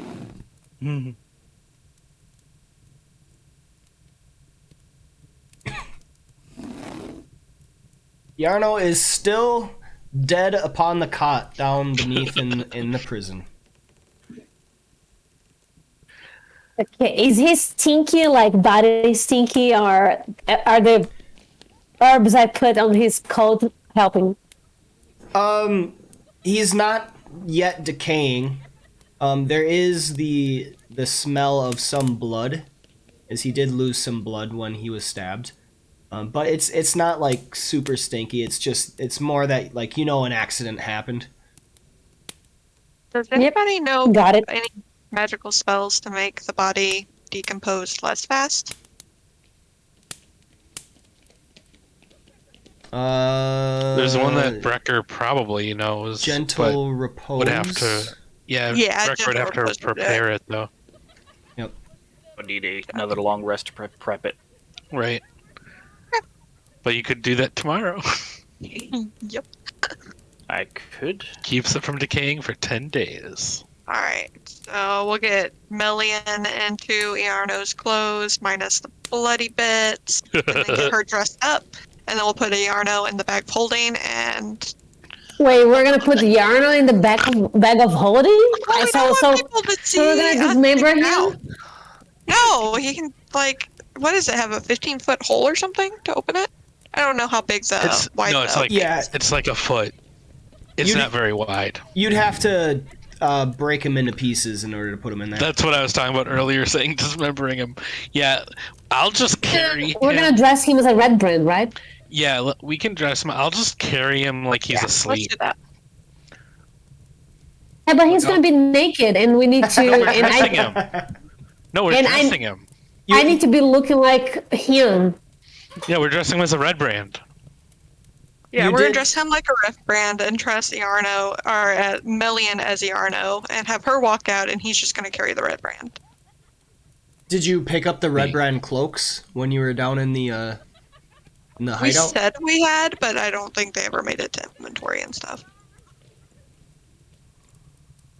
Oh yeah, I think we did get it because we were trying to prove that the Redbrands were involved.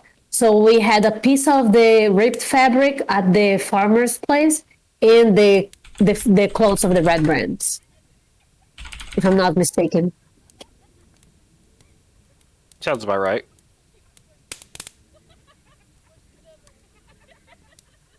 So Melly's gonna wash her face and then I don't know, put a little tarp and just take his clothes off and wear them in a very not creepy way. Off, they All will right. clean up the blood that we left from him being murdered. So you use one of the dirty red cloaks to clothe Glasstaff once again, and bring him upstairs. Once we have the cart, once the cart is ready, so we'll just drag him around. Gotcha. Okay. Let's say it is.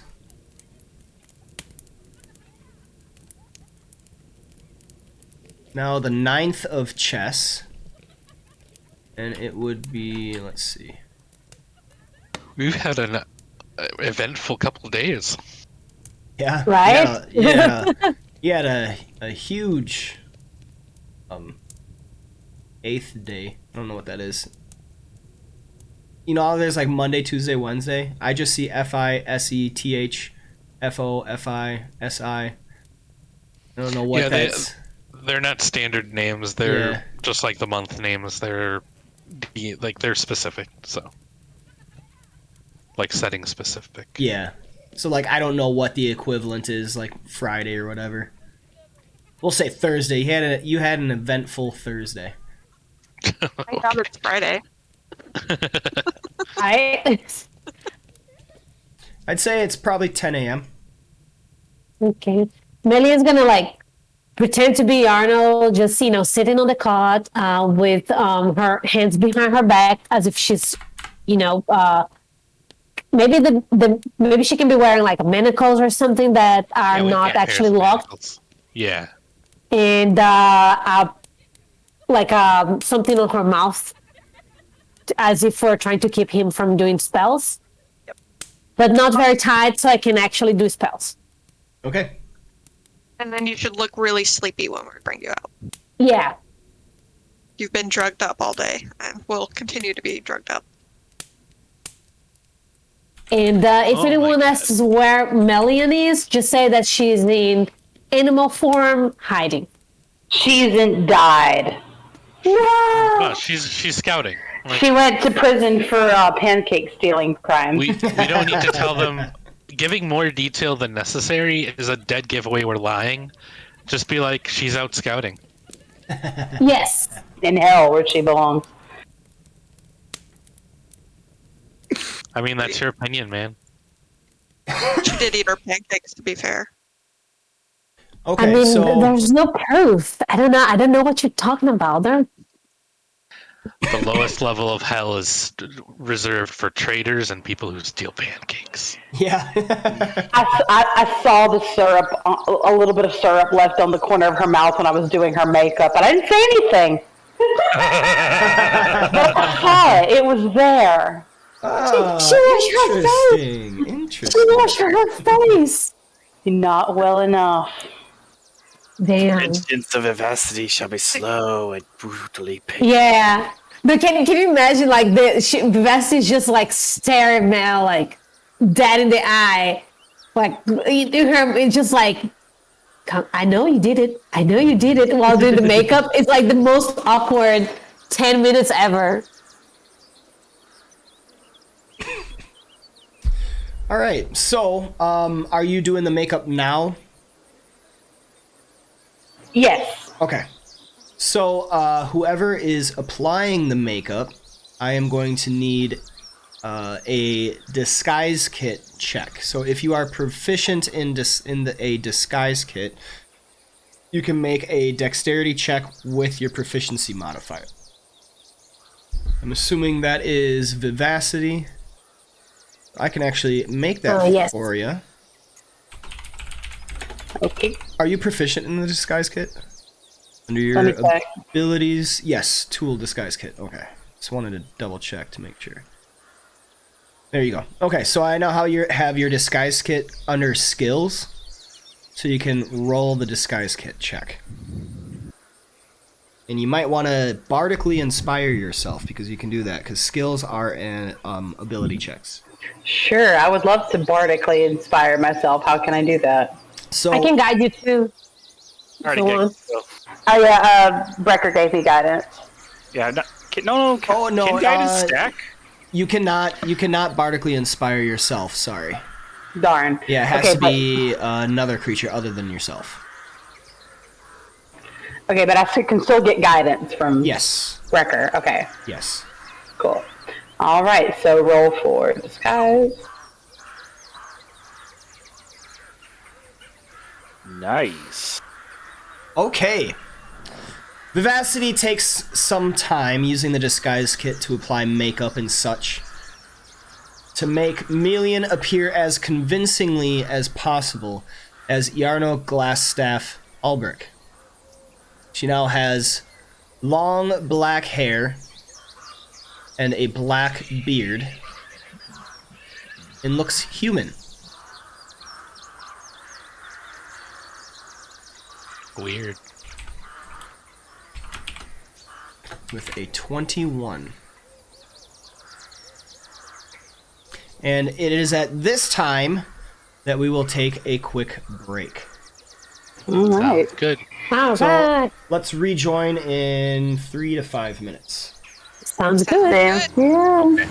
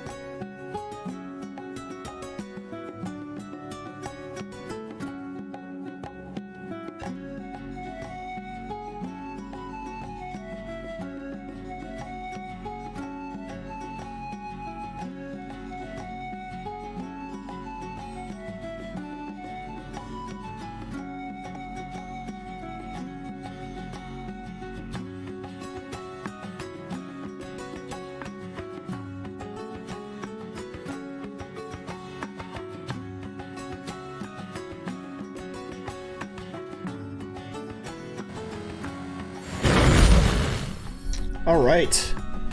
I am back. Me too. Okay.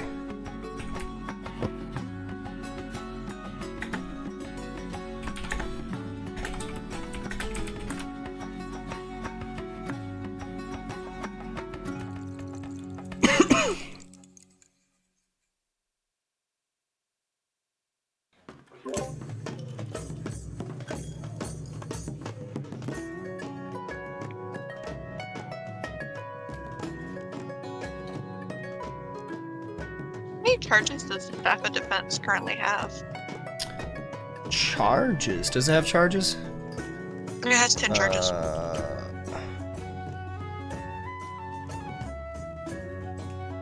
Oh yeah, because it allows certain spells.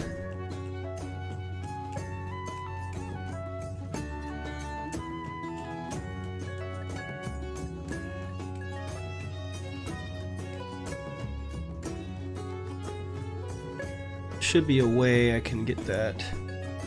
Oh, there we go. Okay. Charges, recharge, 26 plus 4, each day at dawn.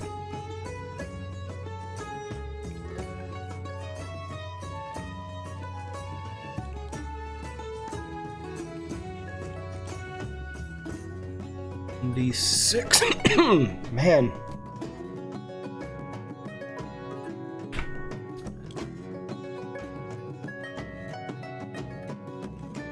Back. Welcome back.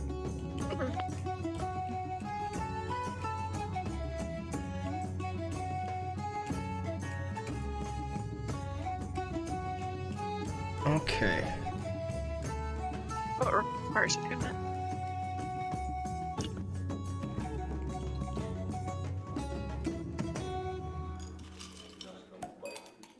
And Viv is back too.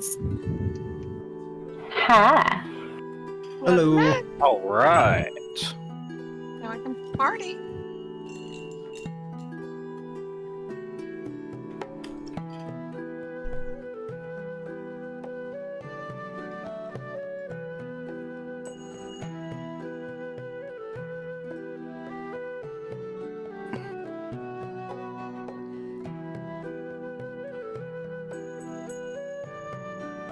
There's gotta be a way the staff works.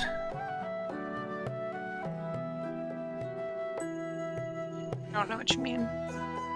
So, I have this extension where it's supposed to allow you to keep track of like the weapon powers and stuff. But I'm not sure where it shows up. I don't know if it shows up on the combat tracker or if it shows you in your actions tab. But I don't know. I do not see anything in my actions tab.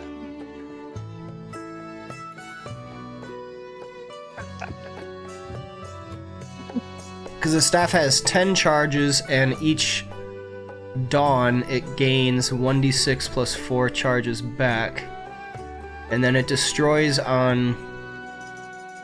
If you It's the use last charge on the one. if you use the last charge, roll a d20, roll a 1, it destroys itself. I don't know where that is supposed to display.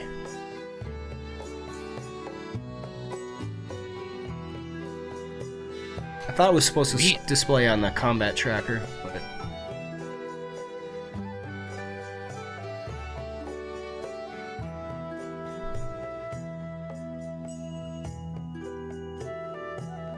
But yeah, you have all 10 charges.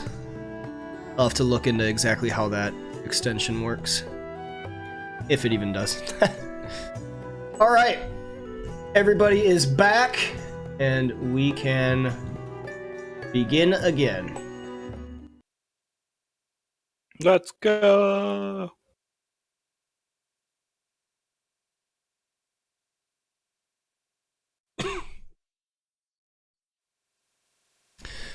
So, Harbin Wester has returned with a wagon and a horse And you all are now able to continue on this little trek you got going with Melian disguised as Iarno and Iarno disguised as a regular Redbrand.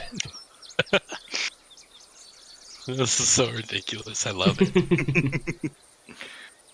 Best plans are always ridiculous. And ideally, we get the Redbrand out first while oh my gosh, I forgot his name. Isn't paying attention. Glasstaff? What's his face? The actual Glasstaff dressed as the Redbrand. We should get him out. Yarno. Yeah. If you look at the combat tracker, it's literally right in there. I'm looking at my spell list to see if I can use this staff of defense, so I'm kind of slightly split with my attention. I'm just saying that we shouldn't come out with both Melian dressed up and the other guy as a Redbrand, because then Sildar is going to be like, huh, well, where did the Redbrand come from? Just saying. I was under Right. the impression we're just going to leave him in the cell. Continue our journey. We're just going to leave the dead body in the cell. Uh, I feel like maybe we should take him. yeah, probably not best just to leave him in a cell.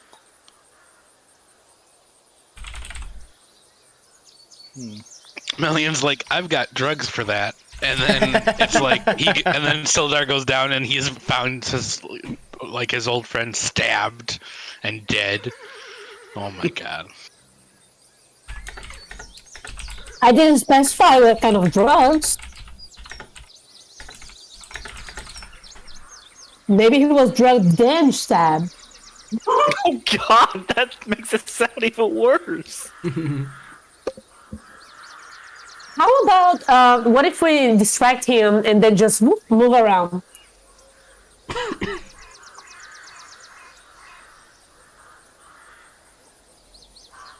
Sorry, I heard swoop swoop and I lost track of everything else. Sorry, I almost died on a fruit by the foot a second ago, and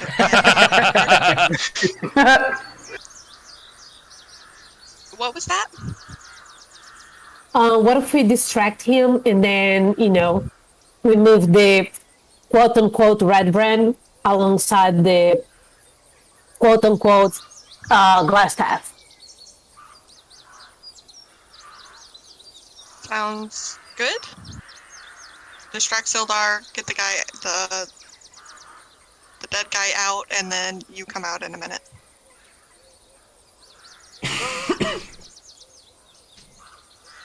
Sure.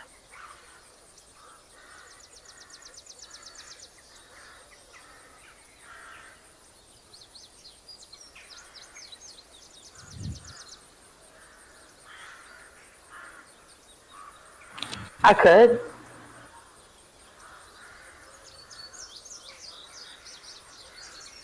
But we can distract them, and I'll wait here until Sildar and the mayor, townmaster. They've arrived. They've come back. The wagon is outside. If you want, I can put a wagon out there.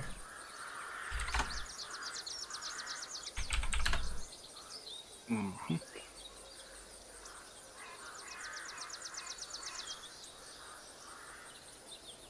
If we're going to perform a distraction, it can't be me. All right, I can perform the distraction. What am I supposed to do? Do I need to roll something? Make a performance. Performance check.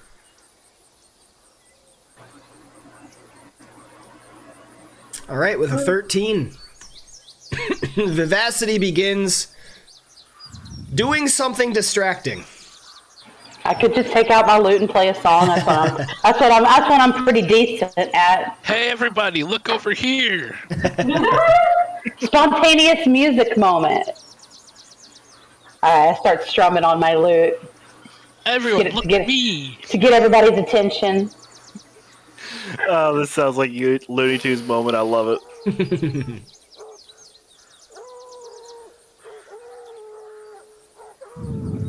I start singing a hymn of old. You can dance, you can jive, having the time of your life. See that girl, watch that scene, digging the dancing queen.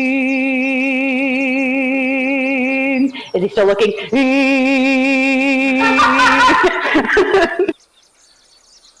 You just hold the note. I'm holding it for like a solid minute. Come on, guys. I just love how like nobody's moving while she's doing this. Oh god, is it Mr. Bubble's supposed to be the one bringing them out, right? What was earlier discussed. Yep. Oh yeah. Dr. O is walking with a very sleepy Iarno, and quotes.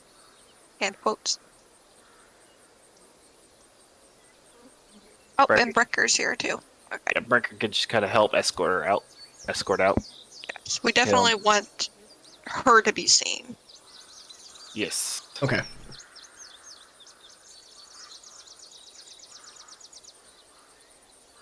Brecker, as soon as they get up to the top of the stairs, Brecker will grab quote-unquote Yarnell's arm. Not too forceful, but just enough to make it look convincing. All right. Which is also medical, so. Yeah. She is she gagged and everything? Loosely. Okay. Yeah, just kind of grabs her and starts making her way out. Sildar, seeing this. Ah, excellent. I wish you the best of luck on your journey. You still have the letter, correct?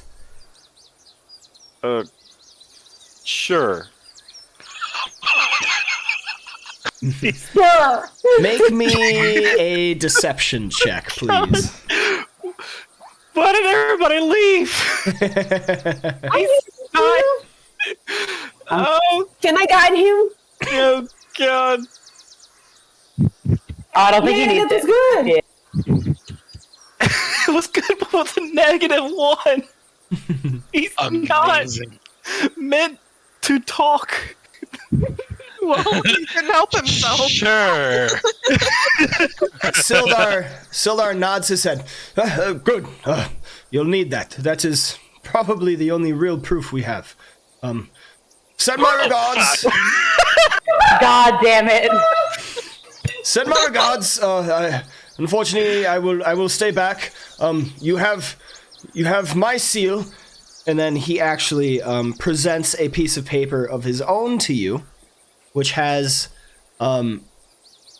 it's been prepared ahead of time. It has a wax seal on it with a certain crest, a Sildar's crest. Present this to the constable when you get there, and it will explain everything. He'll just kind of lay Melian on the bench for a second while he walks up and grabs it. And then he kind of wags his finger at Yarno for a second and says, You will see swift justice, I assure you. No hope of escape. You will be safe. At least until you get to Neverwinter. I give a sleepy glare. I do hope you feel immense shame for yourself and your deeds. The good people of this world need better. You are unworthy of the Lord's Alliance. I hang my head in shame. Brecker starts to sweat profusely as they leave. Let's go. Chop, chop. Let's do this. Come on, horsey.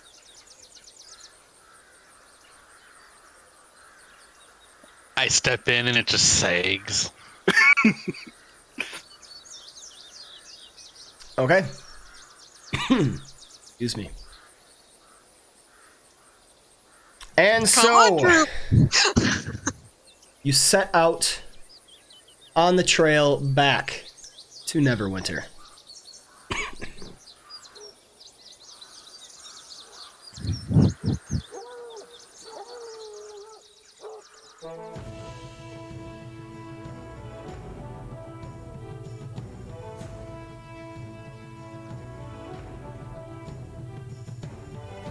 So, I realize I can't use the staff, so if anybody else wants to use the staff, more power to you. They can use shield and mage armor, because I don't have shield or mage armor as class spells. That doesn't matter. It does. It specifically says it on the item. Yeah, it does matter. It has to be. Oh. Yeah, it has to be class spells in order to be used, which kind of seems weird. I don't know why. It is weird, yeah. It is weird and kind of annoying, but whatever. Well, if nothing else, the staff does give you Only if I'm wielding it, so I'm going to be wielding my bow all the time, not it. So it doesn't have any purpose for me. So we can either sell it later or somebody else can use it. I'll hold on to it unless somebody says they want it. Okay, so just for argument's sake, I am going to use Droop's token as the party token. That works. So that we can see where you all are. Okay, so traveling. Travel. Travel.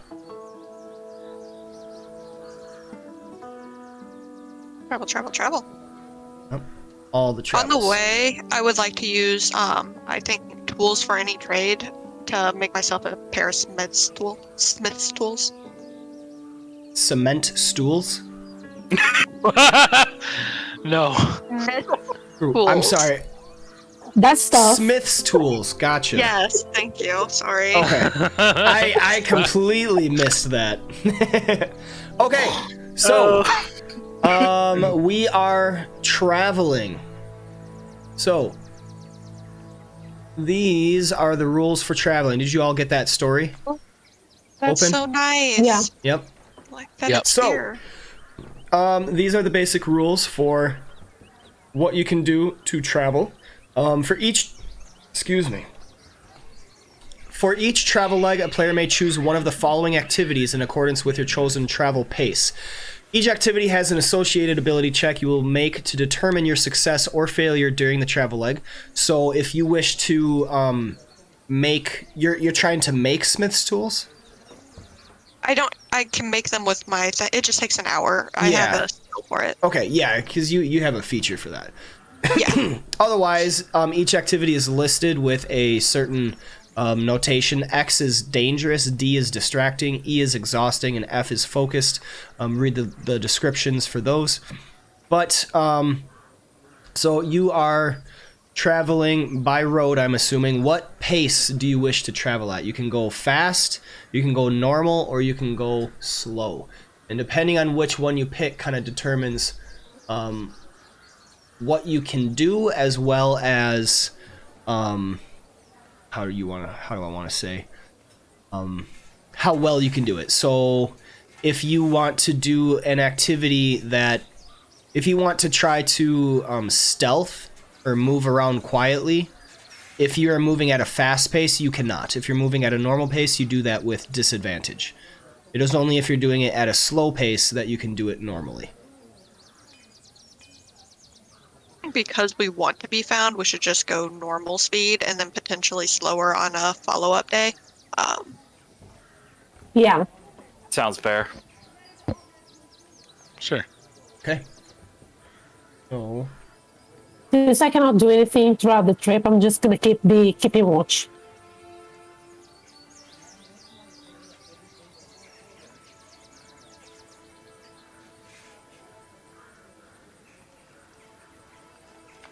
I think I have to load the module real.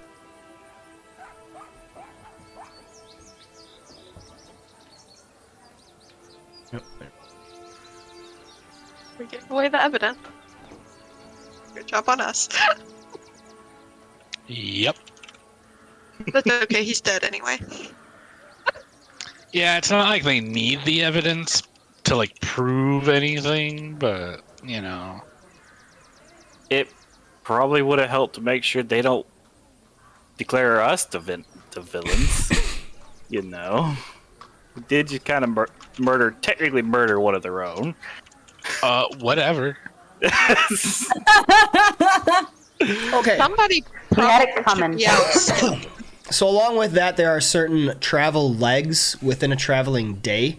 So a typical day of travel consists of roughly 9 to 16 hours of activity, out of which there are 6 to 10 hours of actual travel. And at specific times, the party must rest, drink, and eat. So now that you're basically starting around 10, 11 a.m., you could travel for an entire travel leg, and then it would be the day. Let's see. The second travel leg, you need a pint of water. Oh. So, Other than me, right? yeah, everybody should have water skins, I believe. And in a water skin, Yeah. I think you have... Shoot, how many is it? I don't even know. I think 8 or 10 gallons. Let me look it up. They're not gallons. Pints.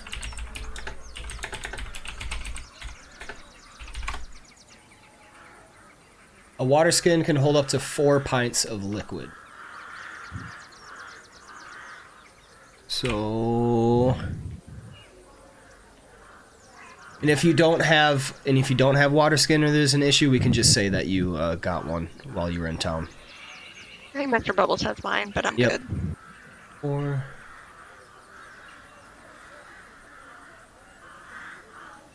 we'll go with start doing it properly.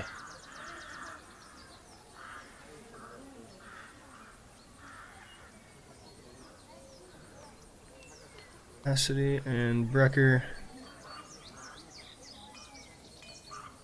All right.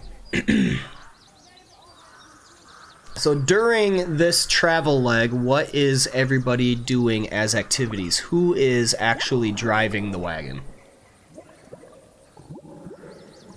This would be an intelligence vehicle proficiency check or a dexterity animal handling. I could do it, but I don't know if I can make my tools and do it, or I can make my tools later and when we're like at camp or something. We could say that you did your tools before setting out. I can drive the cart then. That's not a problem. All While right. they were doing makeup. Yeah. So, Dr. O is driving the wagon, and I need to know who is navigating. Navigating takes a intelligence navigator's tools or wisdom survival check. I think Melian would probably be good since she'll be in the cart with kind of stuck with me anyway. And as a Can I druid. do that? With my mouth like tied and everything? You're like half tied. Did the Okay, cart yeah, end up- then I'll navigate.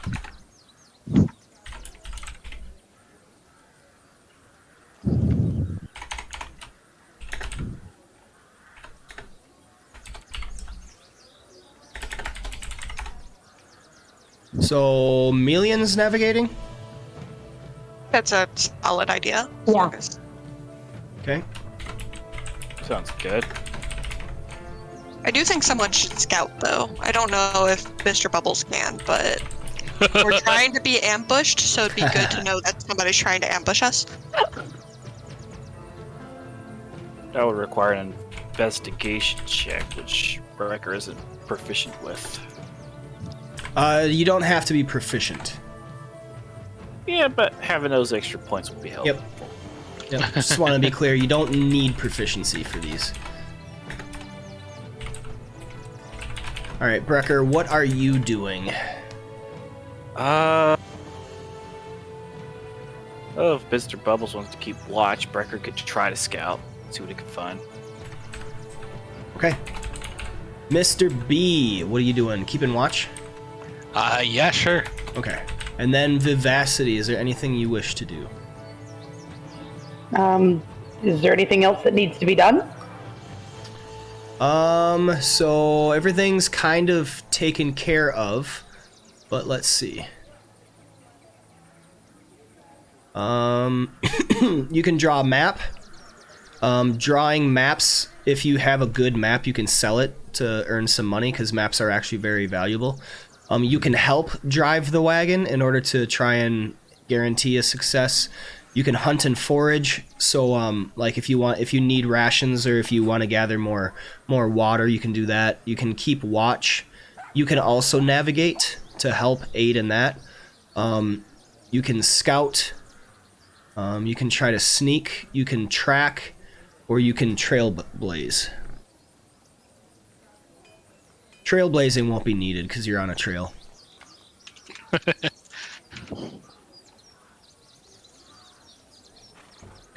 I suppose I can help drive Okay. to increase the success of the trip.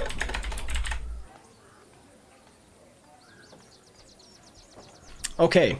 Dr. O and Vivacity, please make me either a intelligence vehicle check or a dexterity animal handling check.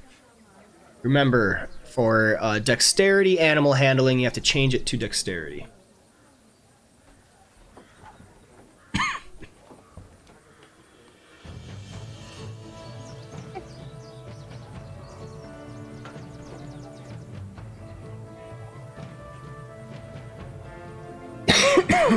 The 21 and 15. So you maintain a steady pace for the animals and avoid road obstacles that slow down or damage the carriage.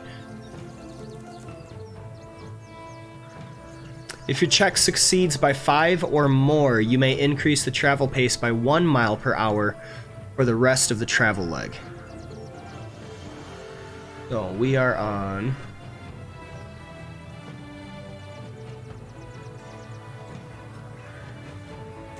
normal pace, right? Yeah. Yeah. Yeah.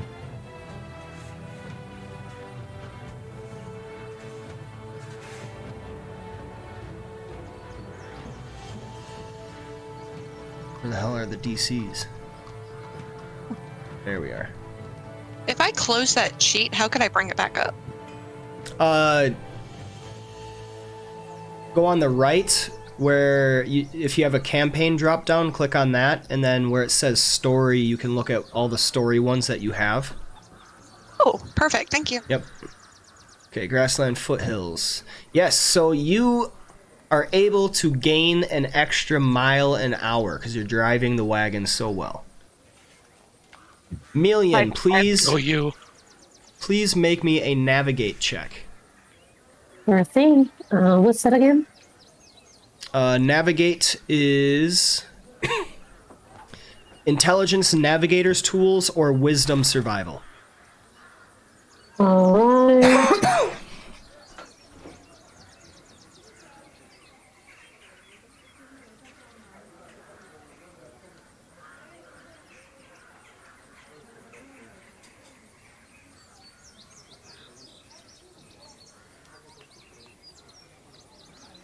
Yes, you are easily able to find the way, knowing exactly where to go. Mr. B keeps watch. Please make me a wisdom perception check. Oh, yeah. 20. Yay. We're not playing. All right, and Brecker, finally. Brecker kind of moves ahead of the wagon, trying to figure out if there's anything before, any danger or anything that might get into the way. Please make me an intelligence investigation check. Sure thing. Oh. Oh, he's blood smart. Look He at knows everything. us. Scouting ahead,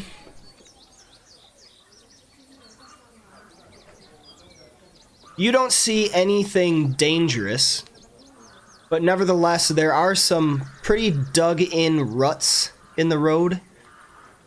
It might be a good idea just to warn the rest of the party members about a slow in pace for a little bit, so that you do not break a wagon wheel. Barker will do just that. Okay? All right, and we will adjust course very skillfully as we've been doing. Very, very skillfully. All right.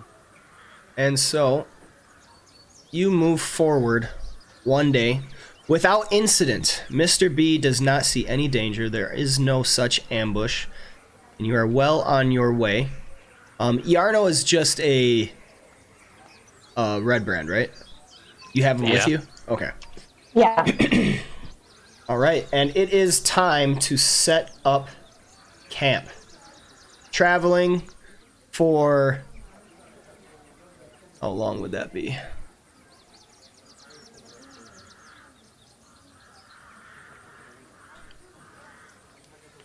Traveling for close to 6 hours, I would say.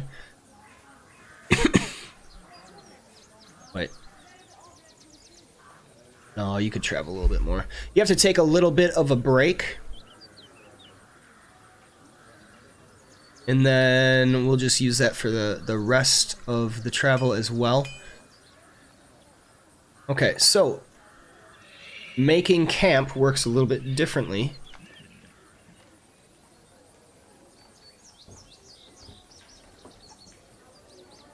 Of which I have this as well. So when it's time to make camp for the night, you need to start looking for a suitable camping location. If players scouted, they can make an investigation check, and players that kept watch can make a wisdom perception check with disadvantage. It is only the people that perform those specific activities that can make these checks to determine the campsite that you find. Sorry, what was the second one? So Brecker scouted. He can make an intelligence investigation check. Excuse me. Ouch. And Mr. B kept watch, so he can make a wisdom perception check with disadvantage. Ouch. Ah. Damn. 10. Kind of sucked there. You are able to find a little spot off to the side of the road. Pretty nice. You'd be able to see beings from approaching from whatever direction. Nice little rocky kind of outcropping on one side, breaking from the wind. The weather is pretty clear. So you have found a campsite that has the defendable property. The party entering the camp for the first time and other approaching creatures need to succeed on a strength athletics check of DC 15 in order to enter the camp. So I need everybody to make me a group strength athletics check. Oh, this is gonna be Alright. Oh no. At least half have to succeed in order for it to be a success. You said strength X. Strength athletics, yes. Alright. Could have been worse.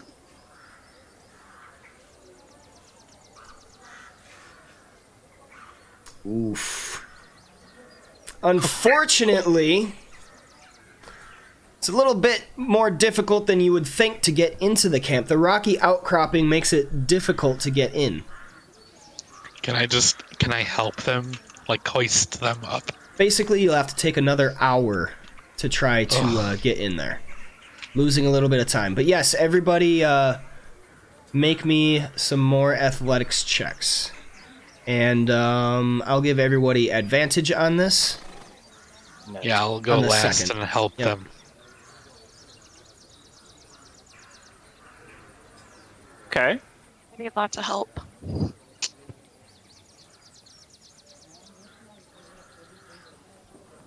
Ooh, Oh, watch that roll from an 18 to a 2. Oh, that's with the advantage, right?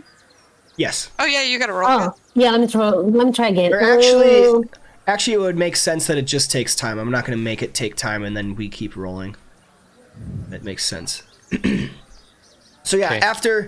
after a bit of time, losing some time, the sun already begins to set, and you lose out on an hour of camp activities in order to get into your camp. It is now the 9th day of chess.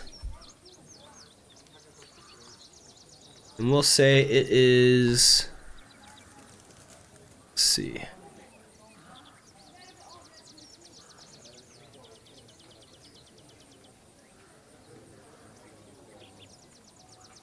Say it's 7 p.m. And this is chess, so this is in the winter almost. No, that would be spring.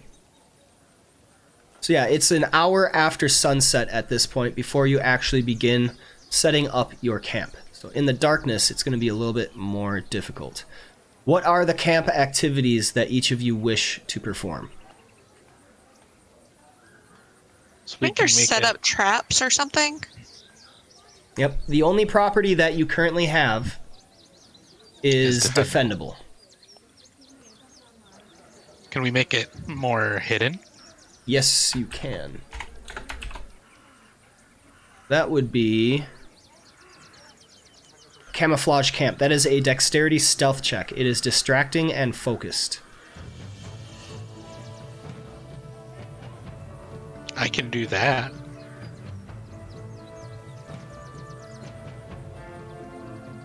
Maybe somebody should bury Yarno too. Find a pit. Find a pit to throw him in and, have at it. Yeah, you could definitely take an hour to dig a grave, basically. Shallow grave. Can I sing him a little funeral dirge called Rest in Piss, Shithead? Oh shit! Alright, Mr. B, go ahead and make me a dexterity stealth check. What? You successfully camouflage the camp. It now has the hidden property. Good job, Mr. Bubbles. Got that nice and stealthy. Cool.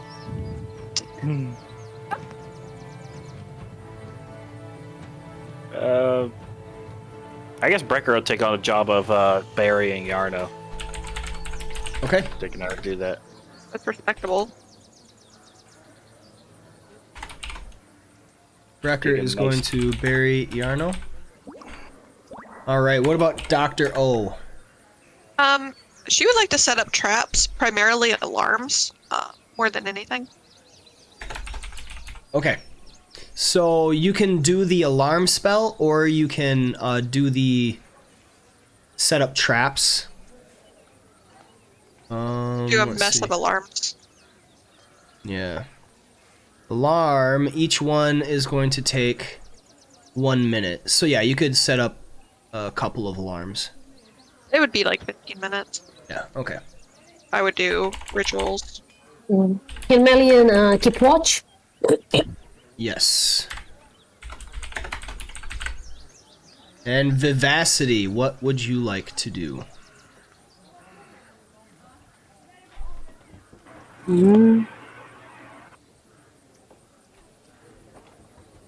I'm not sure. So there is, let's see. You could cook. Yeah. You I've can cook a I've hearty established- meal. I've established in the lore that I'm not that great at cooking, but I can try, but I can try anyway. It might be rotted garbage, but I can try to cook for everyone. You could hunt and forage, so you could gather some more rations, or you could gather some more water. It's not really needed right now, but it might be. It's kind of like the only thing I would say that might be useful. Yeah, I can do that. I'll make myself useful. Or you can also keep watch, so that you have 2 people keeping watch. I think I'll do some foraging. Okay. Please make me a wisdom survival check.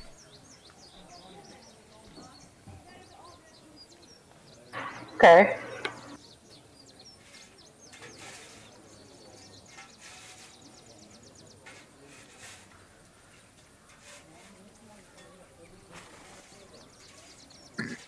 So with 15...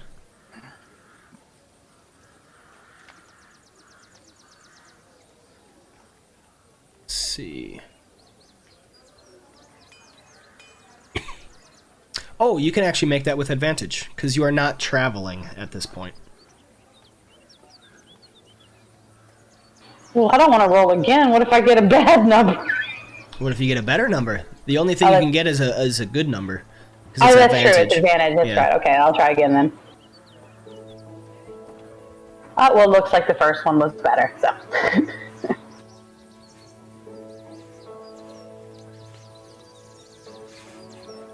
Okay, so with a 15...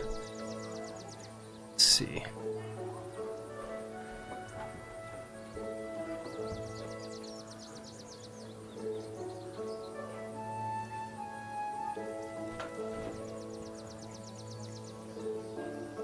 Oh, I see that. That's messed up.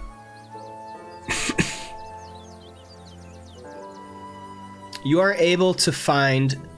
are you looking for rations or are you looking for water? What do we need the most right now?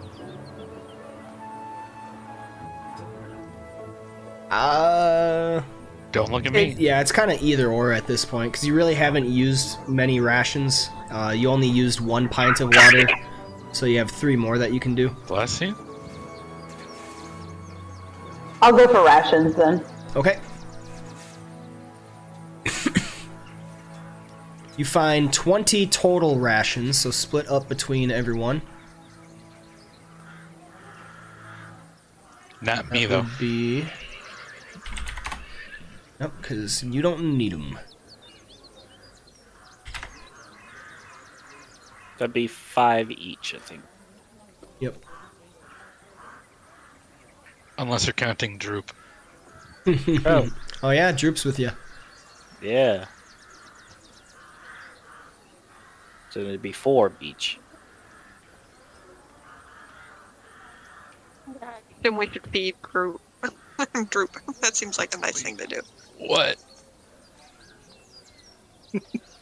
Maybe we maybe. can let him use some rations and try to cook us food.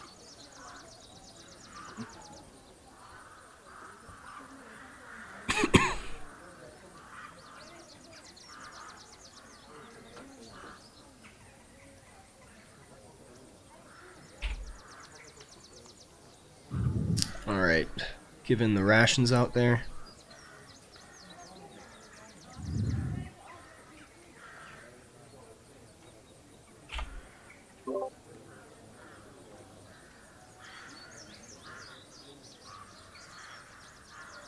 Okay.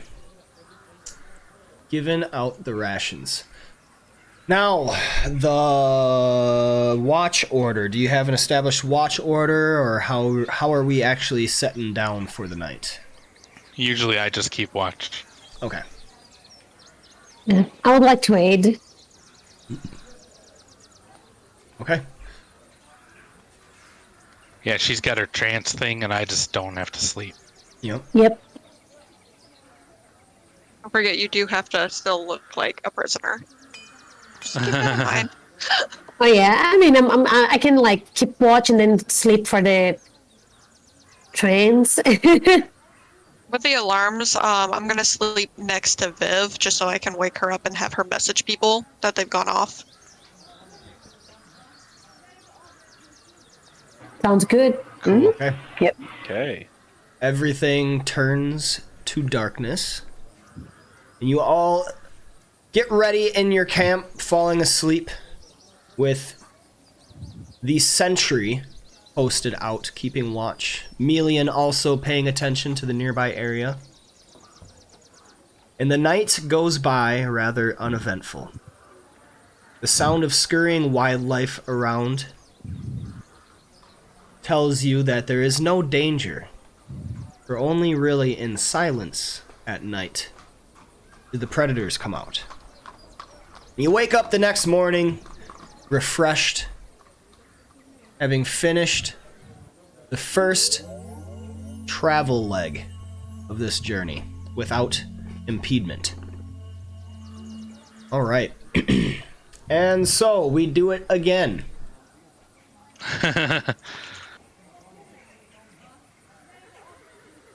Since it worked out so well last time, Brecker will scout once more. Okay. I just want to change some of this stuff around.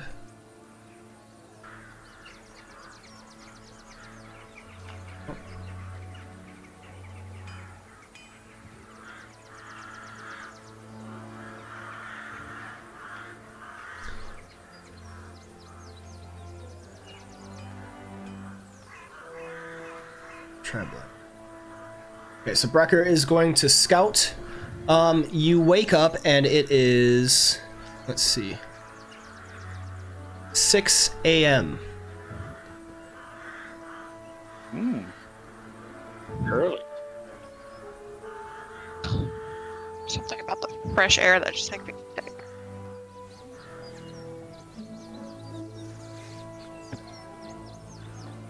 That ain't right. We're on the 9th day. There we go. 10th day. There we go. I figured out how to work the calendar. Good job. We went All right. backwards in time. Dr. O, what would you like to perform? Are we doing camp activities or travel activities? Traveling. I feel like I could just drive again. All right. I'll do that. Also, through the night, as you went to sleep, I would have to take 1 ration from you, so I'll do that. Just want to make note of it. You're driving the wagon again, you said? Yippers. Okay, Melian, what are you doing? I still have to pretend to be a prisoner, so I will keep, what was it? Navigating, yes. Navigate? Okay. Yeah. Mr. B. I'll keep watch. Okay, and Vivacity. Whoops, I rolled already. That's alright, that works. All right, I'll help drive again. Okay. Nice. So, please make me a dexterity animal handling check. Dr. Owen Vivacity. Well, Today we want to go slow, or at least slow, and try to seem like we're going normal-ish. Are you moving slow or are you moving normal?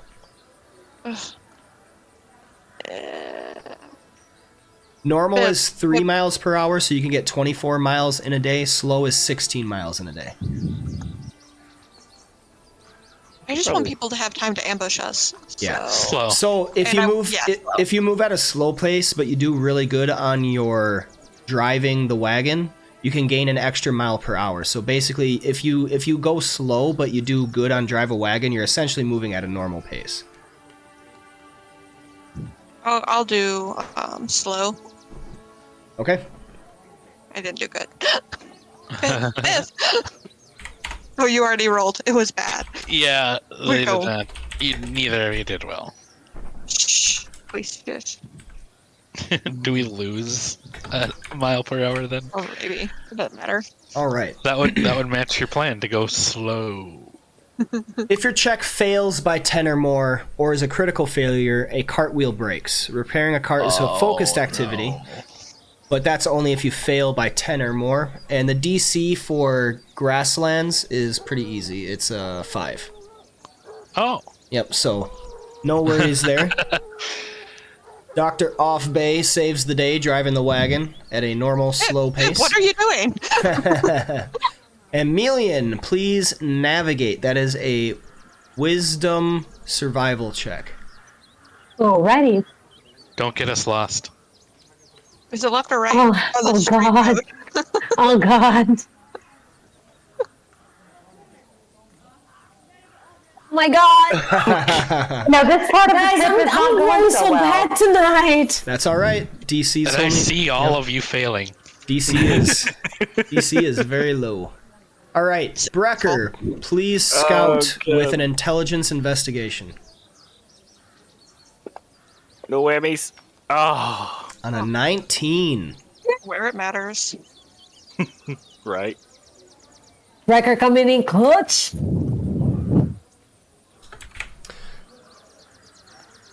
Up ahead, Brecker, you get to the part in the road where it comes to a T intersection.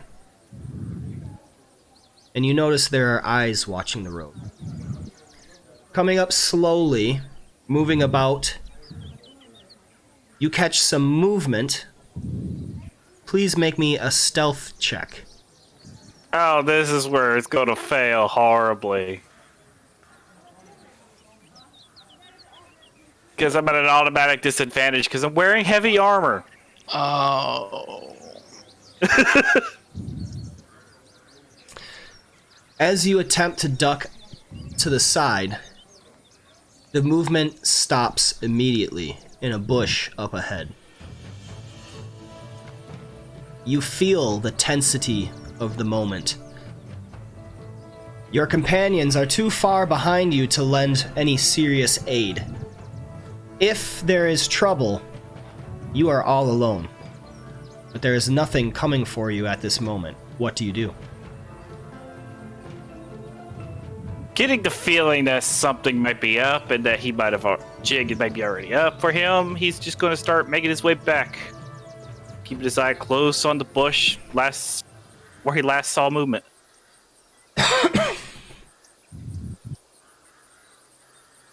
As you begin to move back, there is still no movement.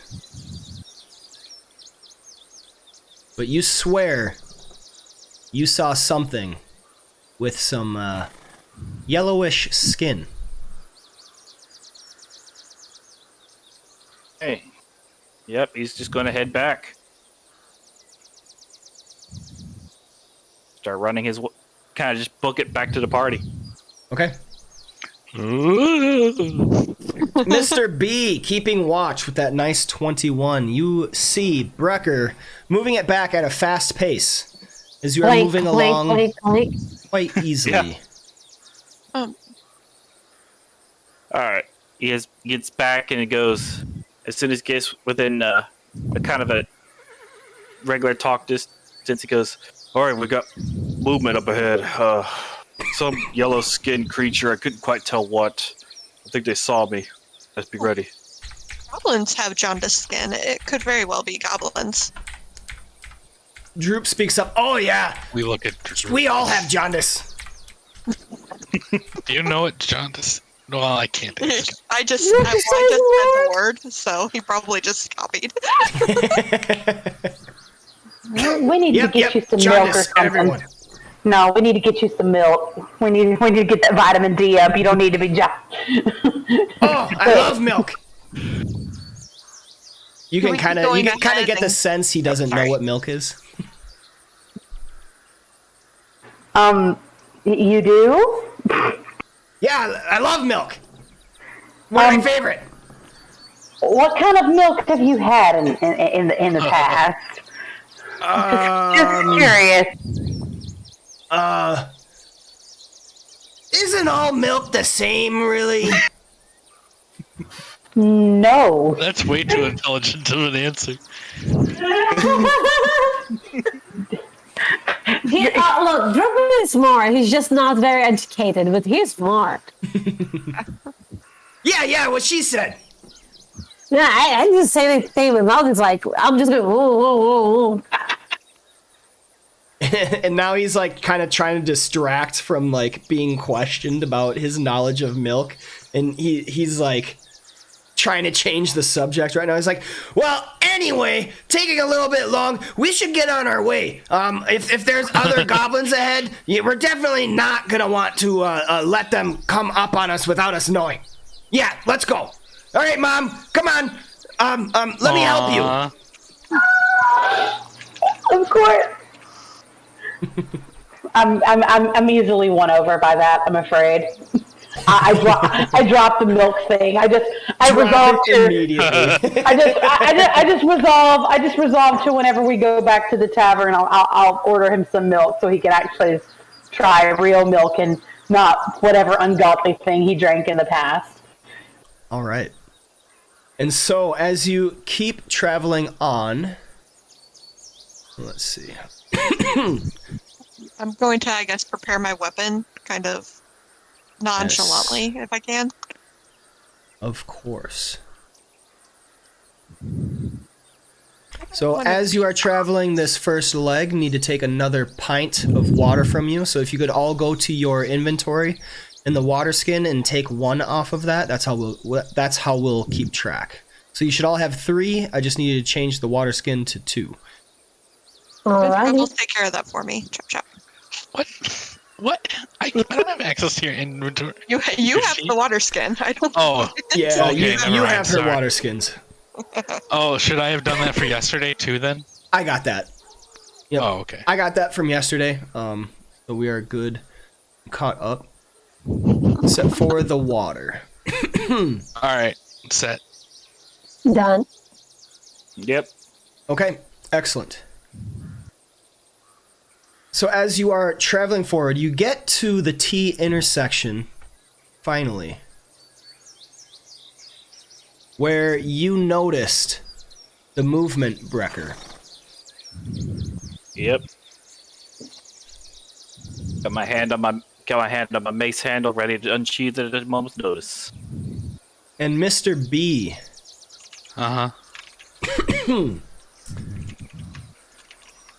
your spider senses are tingling. My danger sense. Danger senses. I don't like spiders. Too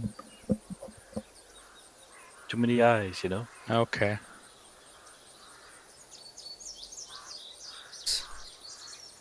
All those guards. Ignore those. Oh God. Oh man, I was still in front of the inn or whatever because of all the map screens I had open. I didn't even realize we had a visual to our trip so far. But there's Droop. Okay. He's really represented. He does that like gang sign thing. Represent. No. I love Brooke. I love my son. I love my son so much. I feel like we should go all the way to Neverwinter and get him in a circus. Oh my god. Oh yeah, I'd love that. Just I go was in a straight there, circus. leave him, then turn around. I'm gonna let him stay with my dad's. You're gonna meet your grandpas in Neverwinter. Oh, I'm looking forward to it. They'll give you a place to stay, keep you fed. They might even teach you how to play an instrument. Oh, really? Yeah. You'll be just like your mom. He starts crying.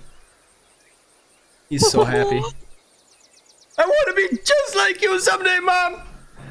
Oh my god. I'm wiping his tears away like, you're going to be the best little goblin bard in the world. I just hope everyone's aware that if Viv dies, this is Droop's backstory. Like, Droop will be for sure. Droop will be replacing me if my character does die. And he will go on to avenge his mother. Okay, so Mr. B, as you are keeping watch, Yes. you swear you see some silhouettes lined up behind the trees and in the brush. 4 diminutive, yellowish skinned forms, as well as 1 much larger, shaggy-haired form. Is Brecker on the cart with us now? Brecker is by the cart, but he's not on the cart. Yeah, I was walking next to it. Yep. Okay. I will just bump one of the Viv or Dr. O on the front. Just bump them with my arm and just point.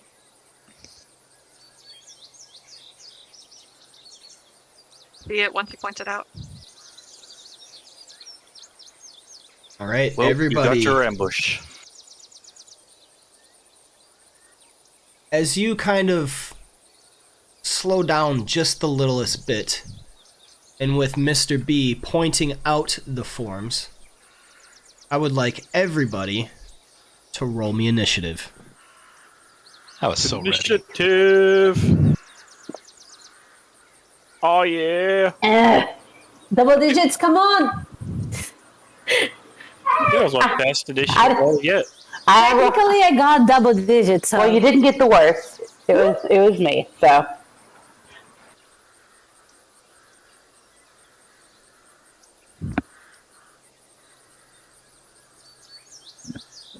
There we go.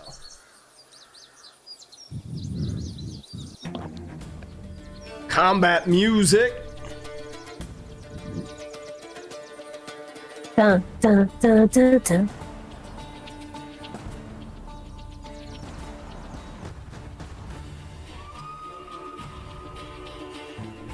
Do we have a screen change? Yeah, I'm pretty sure. Yep, I am just putting you on the map right now. So Melian is there.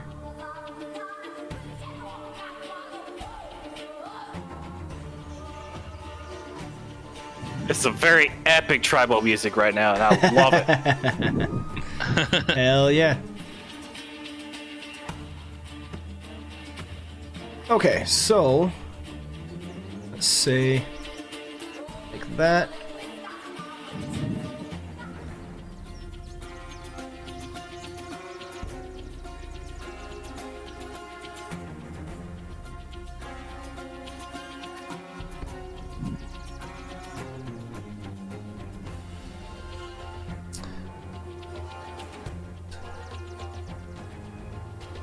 There we are. So that is the map.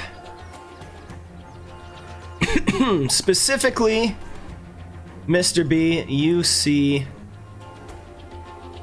Bugbear there, Goblin there, Goblin there, and the Goblin there. Cool. And we begin at the top of the round order with Dr. O. Don't forget to give me some kind of instruction. They're pretty far off. You can make a perception check, and then if you discover them, I'll actually reveal them. Perception. Yeah. Perception. 18. Okay.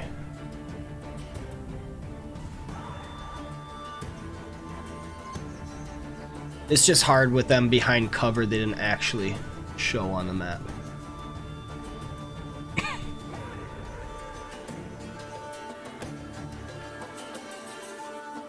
You can see them, right? Because I was moving them around. I can't see it. No? Oh, I know why. This is why.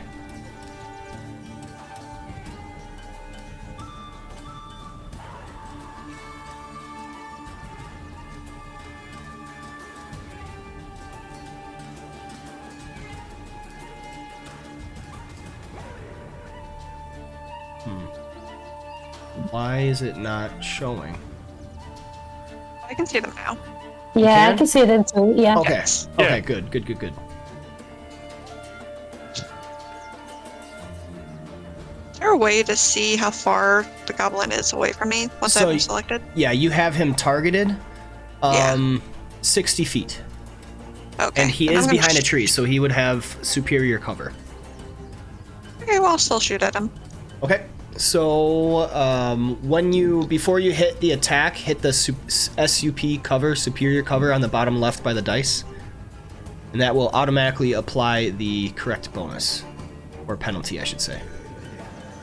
I'll also tell Mr. Bubbles to protect us. We can't let anybody get a Yarno. Okay. And sorry, I'm trying to find my weapon. My bow is gone. Your bow? Yeah, my crossbow is gone. Oh, that's because Okay, you have actually- your daggers equipped. So when you equip the light crossbow, it should show up again. Cool. All right, Because it's you're happening. in the combat mode for your actions tab, so it only shows what you actually have equipped for weapons. The Oh, I didn't light, hit superior coverage, so I'm sure that was not a hit if it was. yeah. So your bolt goes screaming out, whistling through the air, burying into the tree trunk. At which point you hear, "Rah!" Oh. And then Droop speaks up. Oh, that was their battle cry. They're attacking. Thanks, Droop. Droop ducks underneath the wagon. You're doing amazing, sweetie. Now go hide. Yeah, I had right here, Mom. Oh my god. Taking us to one of the goblins. If I can find him. Must have been right here. Oh, I missed one, I guess.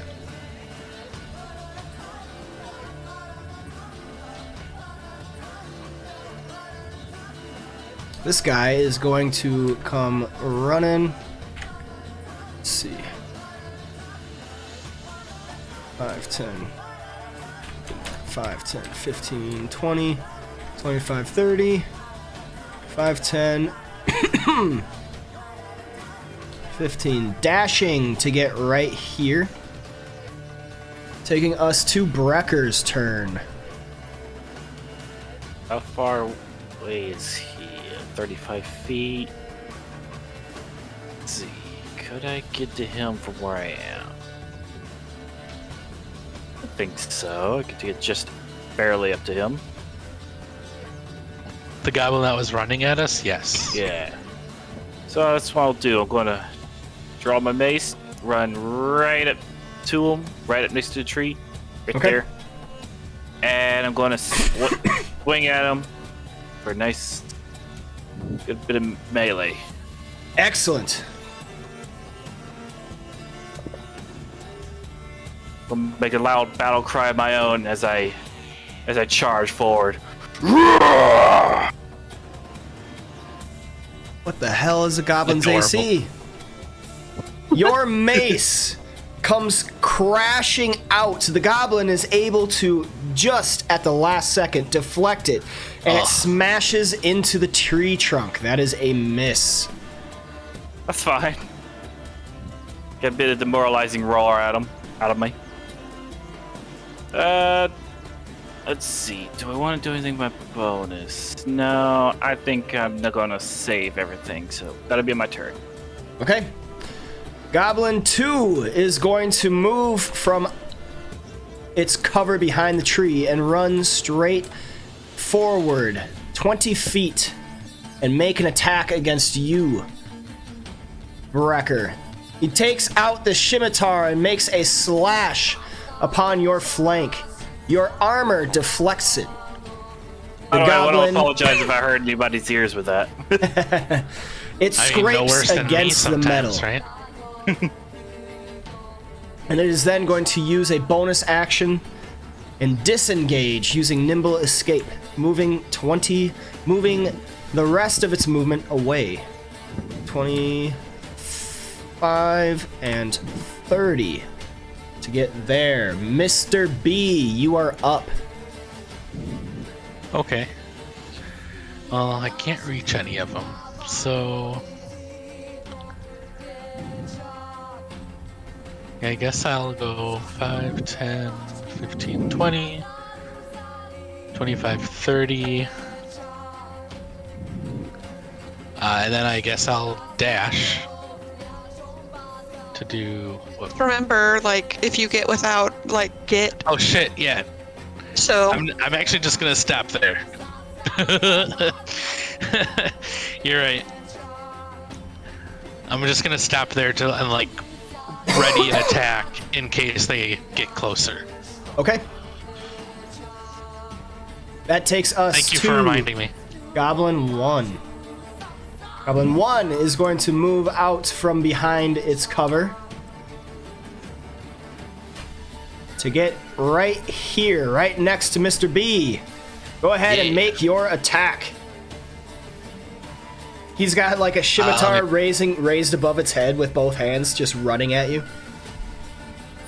Oh, that poor thing. Oh my god. That is an automatic miss. Mr. B attempts to slice out with his greatsword, but the goblin ducks beneath it, stabbing at him with its own scimitar. Scoring a critical hit. Oh god. Mr. B takes 12 points of damage. What the heck? Melian Sirius, you're up. Alright, should I... Oh gosh.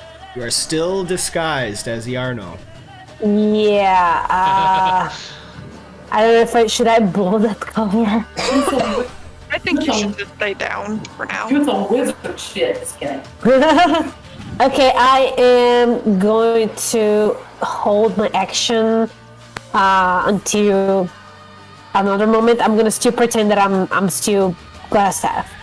Okay. You could like fall over and like hide yourself from them and then wild shape. Oh my god! Yeah!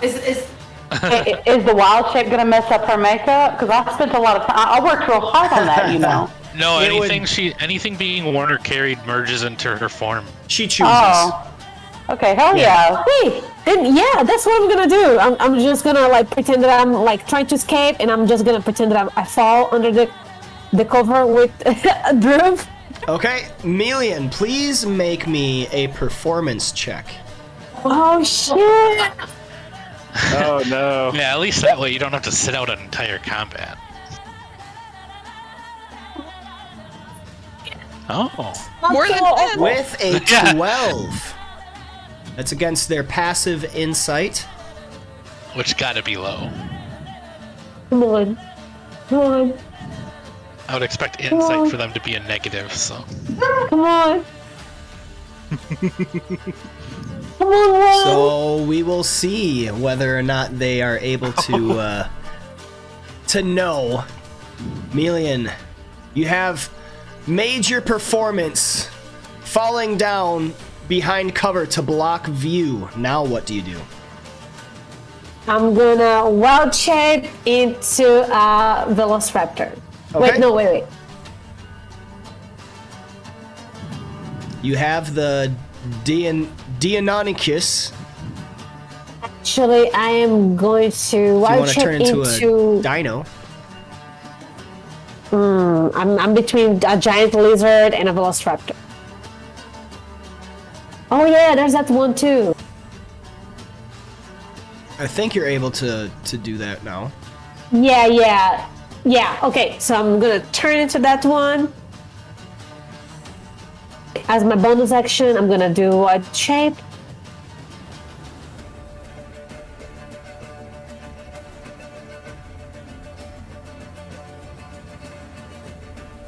Oh yeah, that's true. So starting at second level, you can use your wild shape to transform into a beast with a CR as high as 1. So yes, Woo! you can change into the Deinonychus. Deinonychus. Go ahead and hit that. Gotta hit that effect in order for it to take. Oh, okay. Yep.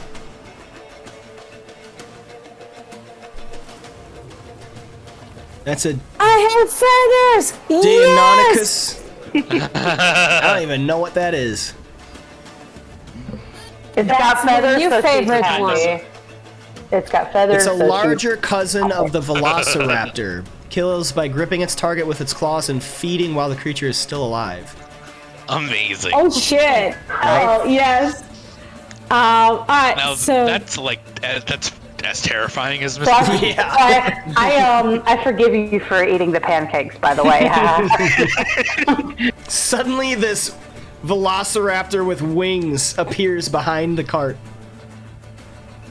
I just crawl down from behind it like, "Rah." And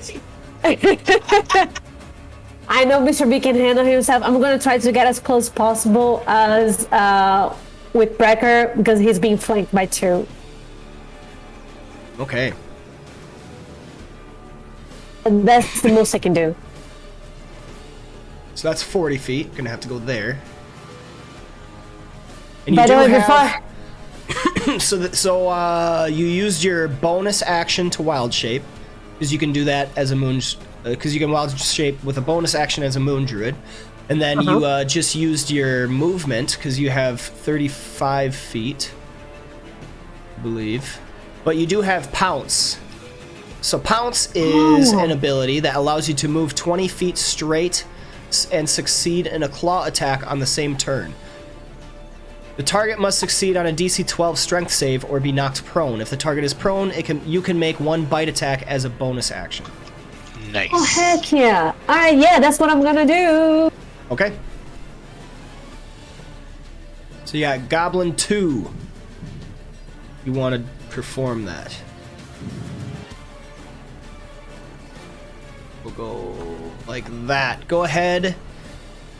DC 12 strength saving throw. Oh, that's a good saving throw to force it. It fails! Goblin 2 is knocked prone. Nice. Yes. And if you had a bonus action, you could make one bite attack. Okay, I'm just gonna growl at it. And Yes. that's it. Alright. That ends Melian's turn, taking us to Vivacity. Go get him, Mom! I love him so much. I love you so much. Rah, rah, ree! Kick him in the knee! Rah, rah, ras! Kick him in the other knee!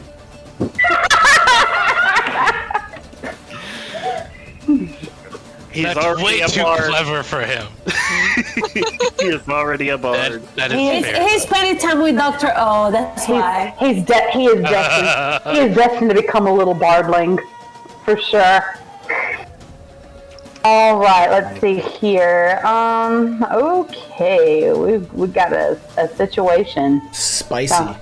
Yeah, we got a real spicy situation here. Hold on a second.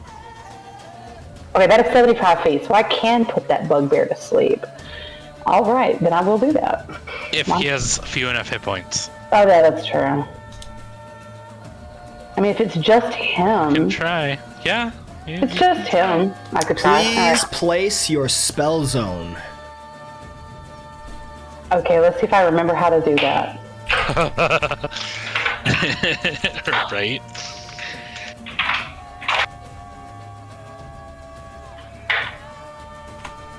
No, I don't remember how to do that. So, right-click on the map, and then go to the pointers, which is the downward right-facing arrow on the top left. Click on that, and then you got all of those different pointers you can make. So, sleep. Yes. There you go.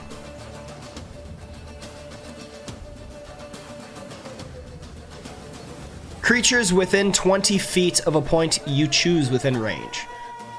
So it would be a circle, 20-foot circle, like this, where you choose a point, and everything within range would be affected. Ah, okay. So Well, you could get this. You could get this like that. Yeah, I don't want to put Mr. Would Mr. B even be affected by that, though? No, I can't be put to sleep. Okay, then I might try to get the Goblin 1, too, in there. Yeah. Just remember, the more creatures you have, the less you can affect. Yeah, one, I want you know what I mean? I want to just go for Bugbear 1. Yeah, Okay. let's not get the So we can Goblin do in there. that. We'll All take right, care of it. please roll me 5d8. Yeah, so the thing to keep in mind with that is it always starts with the lowest hit point person first. Yes. So if you did a goblin and a bugbear, it would definitely start with the goblin. So. Right. All right, think you- 27 points of health. The spell is cast, and you see this shimmering, translucent, sand-like mist kind of sprinkling around the area. The bugbear is unaffected. Darn. He sneezes. At which point he notices that he is seen, and then he growls, beginning to step out from the tree.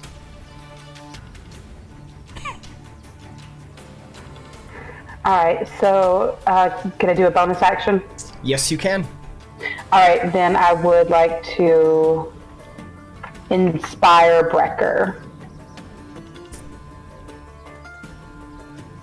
Only question is the range within 60 feet. Yes, he is within 60 feet. All right, Brecker, you have Bardic Inspiration. Ooh. Which is a D6. Ooh. Anything else, Vivacity? You still have movement. Yeah, I'll move forward just a bit. And that's it for me. Okay. Thus, takes us to Bugbear 2's turn. What? Who steps out from behind its own cover, who is very well hidden, but did not have a good sneak attack because you are all here. And the moment it steps out from behind cover, you see it. Goes straight for Brecker. And it is going to take its Morning Star above its head and smash down on Brecker as hard as it can. Brecker is able to deflect it with his shield. Thus, the attack misses, taking us to Goblin 3. Way in back is going to move up 5, 10, 15, 20, 25, 30. Dashing 5, 10, 15, 20, and 25. Scimitar above its head.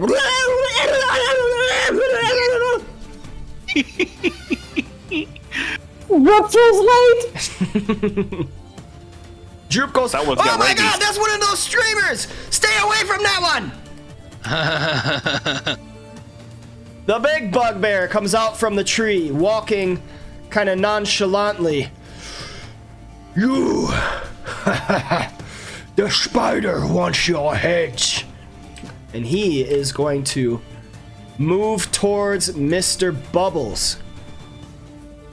And he is going to make a couple Morningstar attacks. The first one hits. Oh shit! Mr. Oh, B boy. takes 14 points of damage. The second Goddamn. Morningstar is blocked as Mr. B extends out his hand and stops the Morningstar from hitting. Dr. Ulfbay, you are up. What are you doing?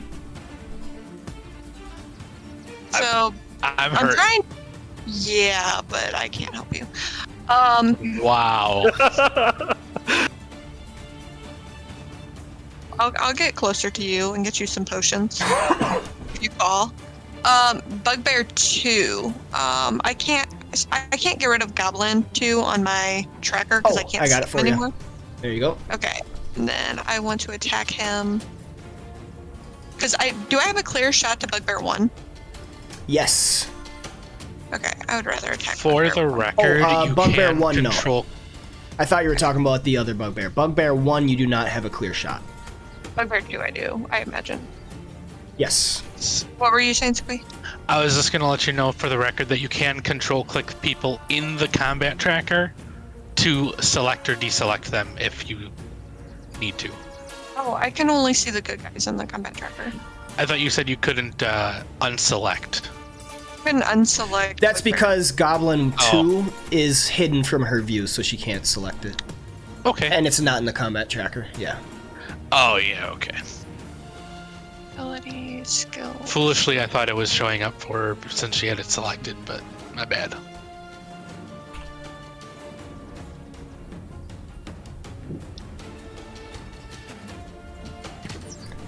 That is a hit as your dart smacks into the bugbear right by Brecker.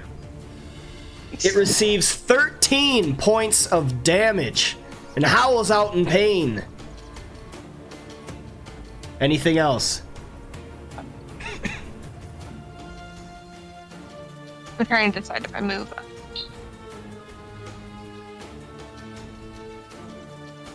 Five.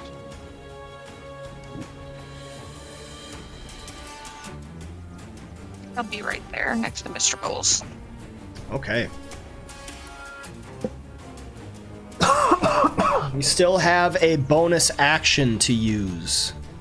Unless I can shove a potion in his face, then I think I'm good. Applying a potion to someone else would require an action. That sounds right. All right. I'm done. Okay, Droop remains underneath, not speaking. Goblin 4 is going to make another scimitar attack against Brecker. Scoring a hit on a 20. Brecker receives 8 points of slashing damage. And now it is his turn. Okay, things are getting a little heated here. Yep. I don't want to risk them getting any flanking bonuses. I do not do flanking. Oh, you don't do flanking? Yes. Okay, in that case, I'm going to see if I can see Mr. Bubbles from this perspective, from right here. And try to get a clear view on him. Okay, cool, I can. Alright, first off, bonus action. I'm going to Shield of Faith on Mr. Bubbles. Okay. Try to give him some extra protection. And then I'm going to take it, and then I'm going to take my mace and crack it down on the Goblin 4's head. Alright. See if this hits. Oh, come on! That was almost a 17! This goblin is too low beneath your normal range of motion, and the armor makes it just a little bit difficult to get at it. It's dodging your blows. Alright, yeah, that's my turn. Goblin 2 is going to stand up from prone. If I can figure out which does which. There we go. And it is going to yip in fear at the big creature in front of it, saying, "What the hell is this?" Stabbing out with its scimitar. Melian is not hit, taking us to Mr. Bubbles. Okay. I am going to rage. It's time! I like how calm you say that. Yes. I am going to rage. I am raging. I am going to rage. I am raging. I would like to rage, good sir. Good sir. Fancy a rage. A Reckless reckless attack. attack. Against the bugbear. Wow. You unfortunately miss. A 15 is not enough. The bugbear bats your swipe aside. This is... Ah, shit. I meant to use I forgot to use the Bardic Inspiration on that last attack. Oh well, I'll catch it next time. Goblin 1 is going to make a scimitar attack against Mr. B, scoring a miss, and it is going to bonus action to disengage, moving around the tree. I can't wait till I have Sentinel. Coming around to Dr. O. Shit! No, you're not. Oh, shit! Melian Sirius has received initiative. Alright, I am going to... Millie's going to...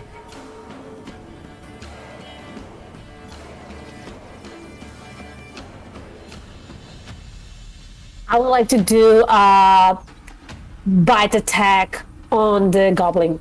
Actually, a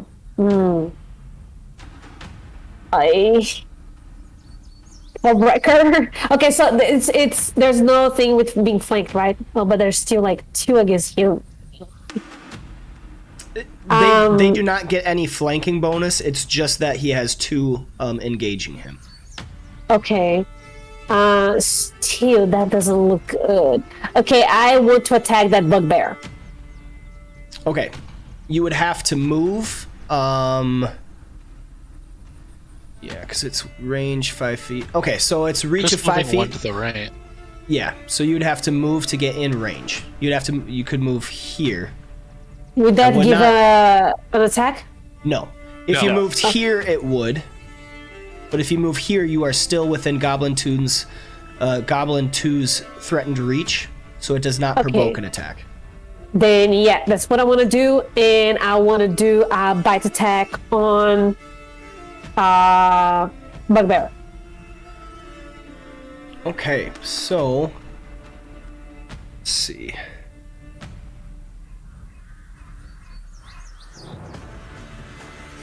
So on your wild shape, where it has that effect, that first dice is both for the bite and for the claw. Alrighty, so here we go.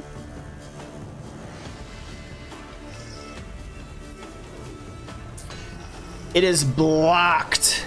The bugbear bats your swipe aside, but you have multi-attack, so you can make 3 such attacks: 1 bite and 2 claws. Alright, so that was for the bite attack. Correct. I'm gonna go for the claw attack. Okay. We better not die to bad RNG. Critical hit.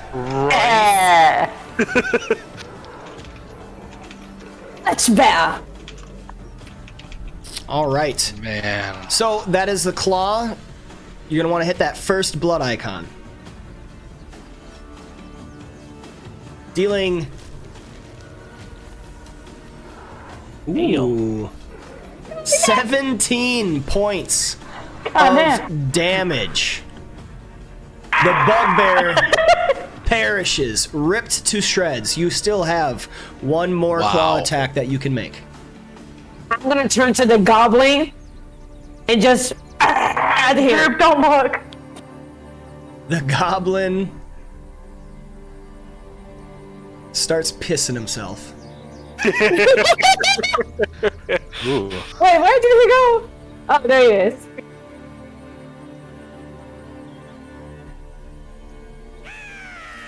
It's good. He dodges out of the way. Yeah. Alright. I still growl at him and stand my ground. Okay. The P propelled him away. Vivacity, you have received initiative. What are you doing? I'm gonna heal Mr. Bubbles. Christ. Thanks.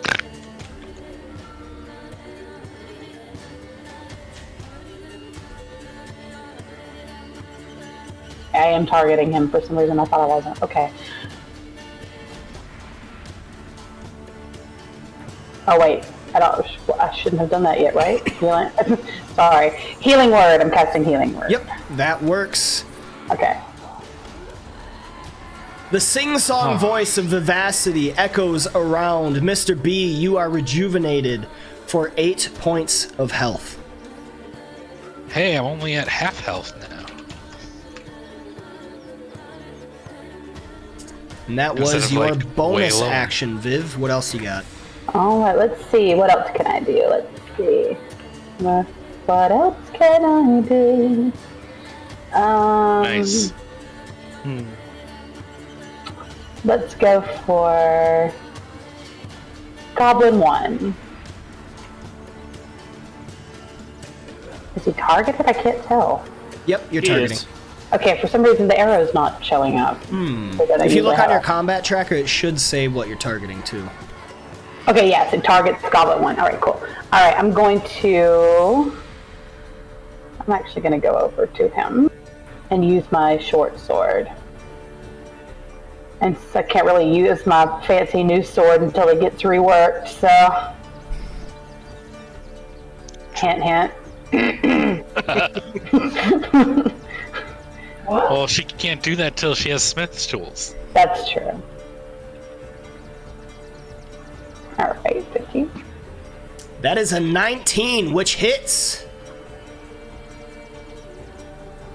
Okay. dealing 4 points of piercing damage to the goblin. Hey, 4 is more than I've done this combat.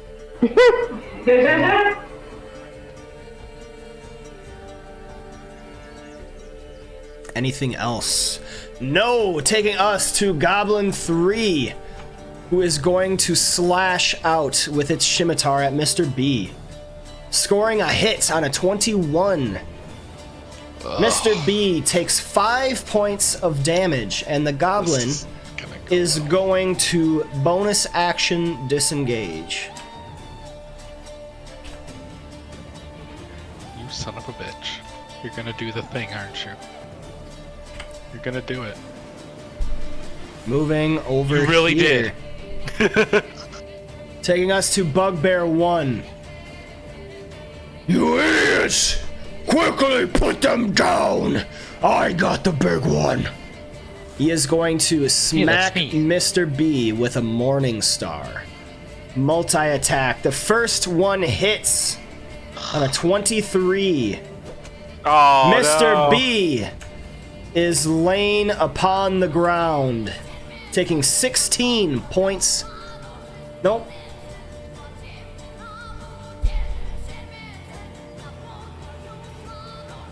You were raging, right? Yeah. Yeah, he was raging. Oh, you saying never, all you of that never hit. damage? Yeah, you never hit your rage. You hit the reckless attack. You didn't hit the rage, so it didn't do the resistances. Oh, I hit rage, but I must not have. Do I have to target myself? I didn't think I needed to. You shouldn't have to. I definitely clicked rage Okay. and then reckless attack. Let me So check. I thought I clicked it. So if I Yeah. didn't click it, it's because I clicked right next to it. Yep. Great. Hey, sorry, I'm back. Wonderful. So I was at 18, and then the goblin did how much? 8 So you should be or at 5? 23 wounds, I think. Yeah, I was at 18 at the beginning of the goblin's turn. Yeah, you're at 23. Okay. Alright. There we go. Got that figured out. Okay, so let's redo that with your resistances. Oopsie. All right, so you only take 8 points of damage. Only.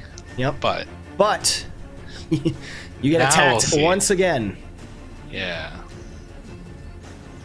The second attack is also a hit. Oh my god. This one puts you down, Well, at least I ate one more Yep. hit. and he is going to step up to here. You couldn't kill me. And the bugbear exclaims, I will feast on your flesh and my fire this evening. Dr. Oafbay, you're up. So I'm gonna smash a healing potion on Mr. Pebbles' face. All right, that works. Smash! I love it. She goes into the eye holes and heals him. I don't know what I need to do that. But I can... it's 2d4 plus 2. I can roll it. I can do this. 2d4 plus 2. No, 2d4. Oh, is it plus 2? Or 2d4 2d4 plus 4. 2. No, it's 2d4 plus 2. It's plus 2? X. Okay. Yep. There you go. I gave you...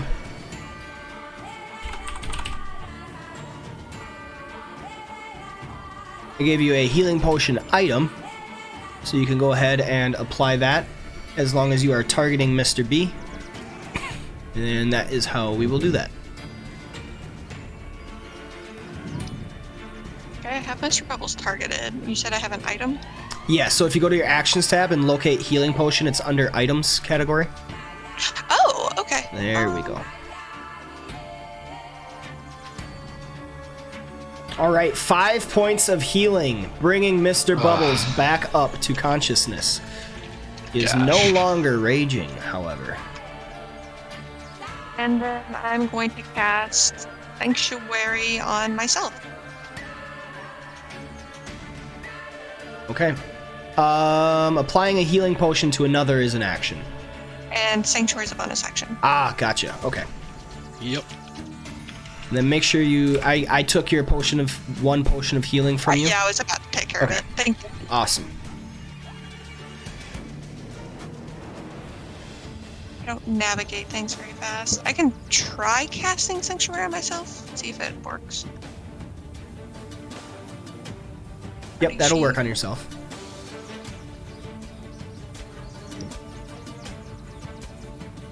Sorry, I don't do the best job of navigating. Ah, we took it off at the same time. Navigating this. All right, Sanctuary is now on Dr. Ulfbay. So anyone that makes an attack against you has to succeed on a saving throw, or else their attack is pretty much deflected to another creature. Anything else, Dr. O? That is it for now. Wait, you said that like at some point we could like investigate creatures or something and know about them? Is that still a thing? Yes, you can always make a knowledge check. Can I make a knowledge check against bugbears? So you have bugbears identified. As far as any extra lore or other such, go ahead and make me a nature check.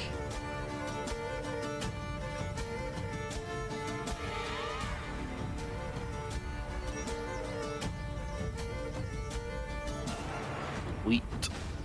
All right, with a 24.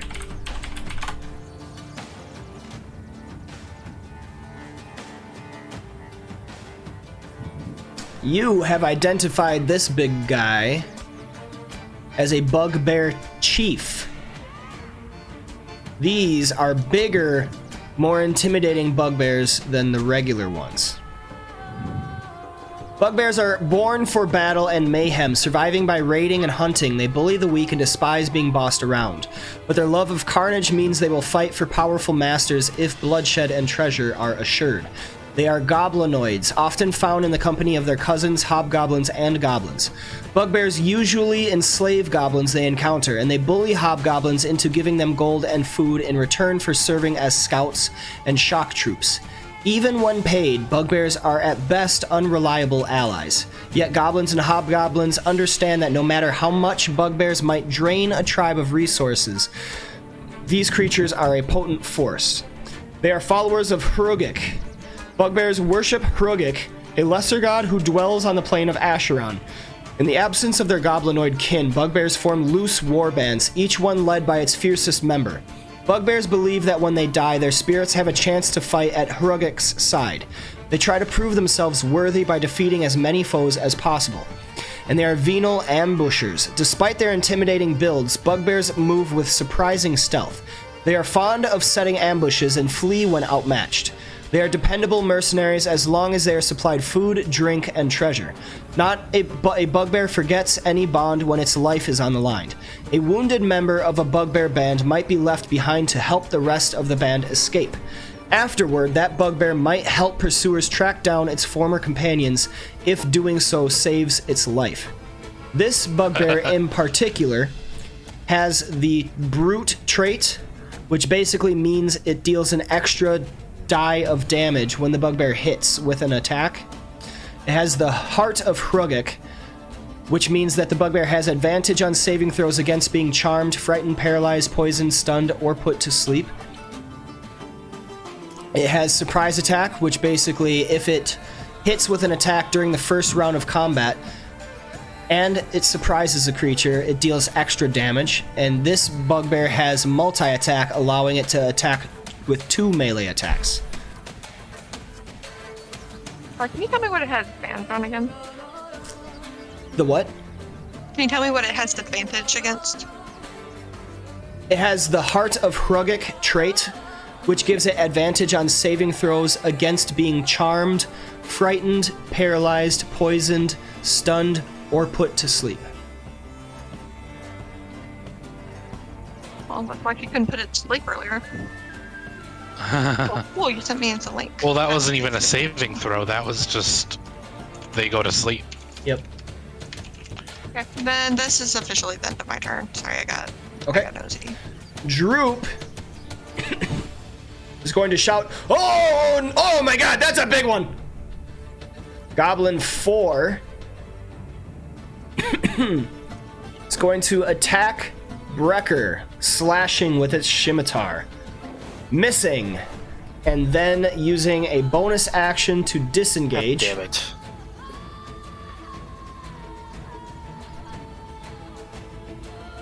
Moving over here, Oh, God. next to the Bugbear Chief. Brecker, you're up. Alrighty, let's see. Going to definitely move over this way. Then move down over here to try to help out the doctor. The good doctor. The good doctor. Yes. He's going to, as he runs by, he's going to swing at the Bugbear Chief, try to get his attention away from her. With his mace. Let's see. I'm going to utilize the Bardic Inspiration earlier received. How do I apply that to my attack? Let You want to just roll a d6? Or? I can do that. Okay, cool. There you go. Now it should stand. Alrighty. Yes. Oh, motherfucker! Oh my god! Wow! That is the next level bullshit. You gain 2d4 plus 2 stress from that. 2 natural ones! 7 points of stress. Fucking kidding me? That is... Okay.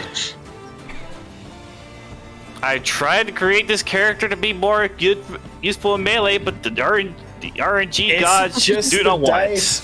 Yeah, it's just the dice, man. I don't get it. Alright, well... My bonus action... Oh, let's go to sour with me the rest of the night. This whole thing is. This is just one fucking disaster after another. This is. And as my bonus action, I'm going to cast Spiritual Weapon, put it right next to, between Goblin 4 and the Chief, right there at that corner. And as Whoa, part that of is the not what I grabbed. Whoa, that's cool. That was an interesting There looking you go. spiritual weapon. Right? That's the spiritual Damn, weapon. Brecker. Damn, Brecker. Yeah. And then I'm going to Dum, dum. I'm going. Yeah. I had some hair in my mouth. Gross. Here, even better. Right? Dum, dum, dum, dum. It makes that squeaky noise.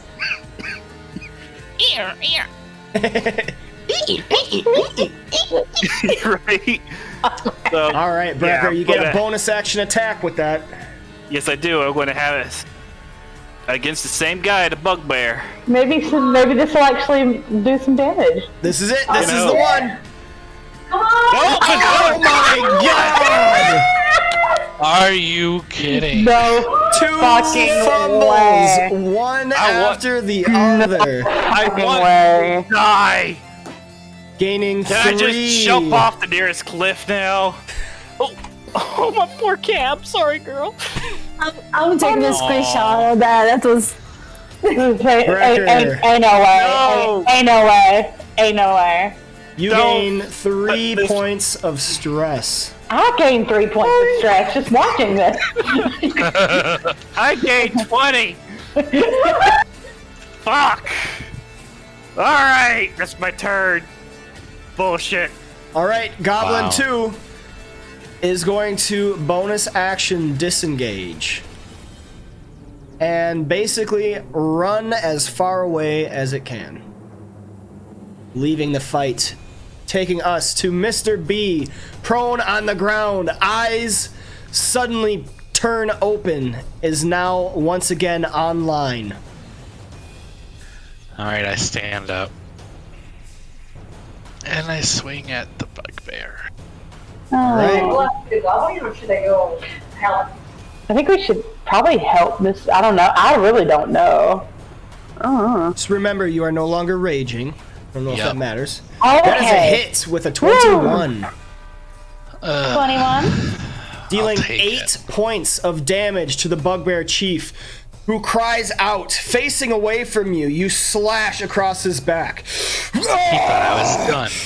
I've already put you down once. And you probably will again. Alright, I am not gonna rage. All right, Goblin 'Cause- 1 I'm hurting. is going to target Dr. Offbay and slash with its scimitar. You have to make a wisdom saving throw first. Yes, that is true. Thank you for reminding me. Yeah, you're Wisdom. welcome. I would. Saving throw. He fails, rolling a 2. And thus, this attack is going to go against Vivacity instead. Does it have to be Ow. within 5 feet of the target or 5 feet of the creature making the I attack? have to reread. You ward a creature yeah. within range against attack. Until the spell ends, any creature who targets the warded creature with an attack or a harmful spell must first make a wisdom saving throw. On a failed save, the creature must choose a new target or lose the attack. Oh yeah, so it just chooses a new target. Okay. Okay. What the hell? So yes, Vivacity is then hit. While it slashes out, its arm kind of catches a little bit and shing, turns swiftly and catches Vivacity. Vivacity takes 5 points of slashing damage, taking us to Melian. You can handle it. Yeah, I'll be alright. I You gotta be tough. You gotta be tough for your son. yeah. Shit, put on my big I don't know if I girl face. should go after that goblin, but the Mr. B looks like rough right now. Get the hell over here and help. Yeah, yeah. All right. So I am going to attack the bugbear. Do my triple attack. Bite, claw. You have to move within range first. You gotta get over here first.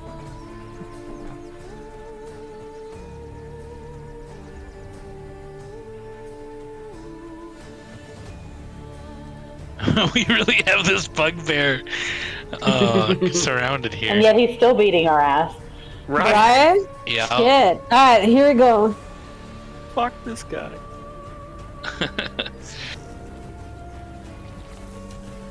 All right, so this one was the bite. Claw. Oh, hey, Blazing Better. Infernape. Yeah, this is a fun campaign. We're actually at I'm a suddenly little convinced this guy might different be an of a anime part right now. player. They captured Iarno and they're staging a All right, trap, here we go. trying to And discover the location of Cragmaw Another Castle. slash attack. Plot armor. The buggiest of the bears. Yes. That is a miss. Alright, so I only got one slash attack on him. Yes, one slash attack. You rake against his skin, the thick fur covering his body, not able to protect him against your velociraptor claws. Not Velociraptor. Well, it's a bigger Pronounce it. velociraptor. A Deinonychus. Dionychus. It's a Dionychus. Dionychus. It's a Dionysus. It's bird creature. Bird raptor. Vivacity. Raptor. You have received initiative. What are you doing? I guess. All right, let's see. I'm gonna.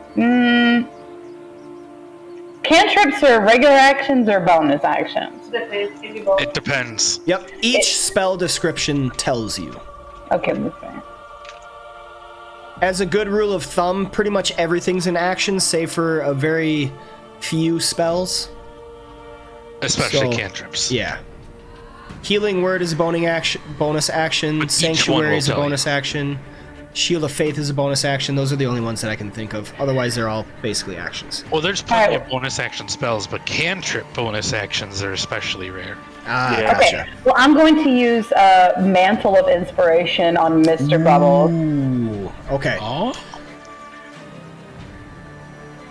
So this grants yourself the Mantle of Inspiration. So you actually cast that on yourself.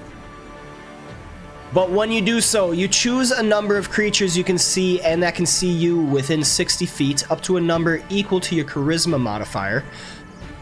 Each of them gain 5 temporary hit points.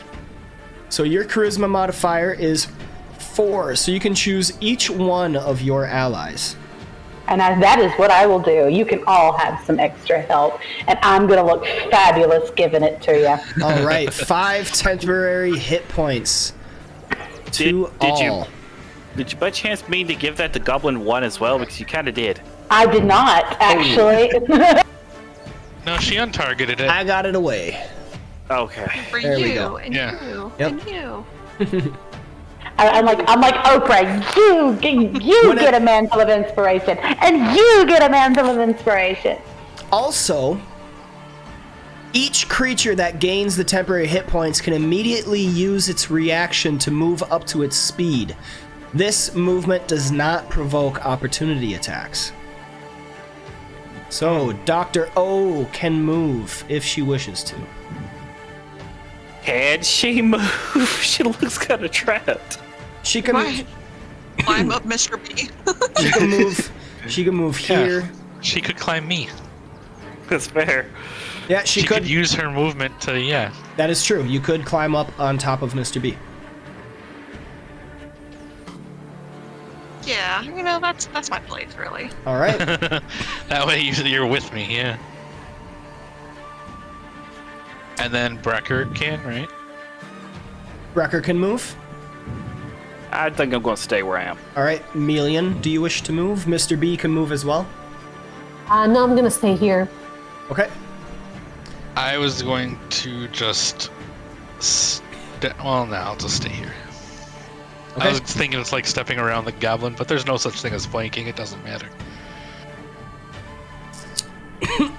Anything else, Vivacity? You have movement left. Oh, I thought that... I didn't... I thought that was a bonus action. That was a bonus action. Okay, so I have a regular action left, too. Oh yeah, that's right. You didn't use your action. I thought you did for some Yeah, reason. I'd like to cast Dissonant Whispers on okay. Bugbear Chief. Go for it. The Bugbear Chief fails as your dissonant whispers travel right. across the wind and the air. I say, Entering. I whisper to him, your god will never let you fight at his side. Oh my god. That was low. 10 points of psychic damage as the bugbear turns its gaze straight for you. How dare you, Rogak! I am his chosen! I just giggle. Oh, God. Makes it even worse. Is that what you think? All right, Vivacity, anything else? I think I've done enough damage. Don't ever let me get caught in a roasting contest against her. Shit. 10 points of cold damage. Goblin 3 is going to use its bonus action to disengage, moving right here next to Vivacity, making a scimitar attack against the lightly armored creature. But Vivacity is dipping, ducking, and dodging out of the way. It does not hit. The Bugbear Chief.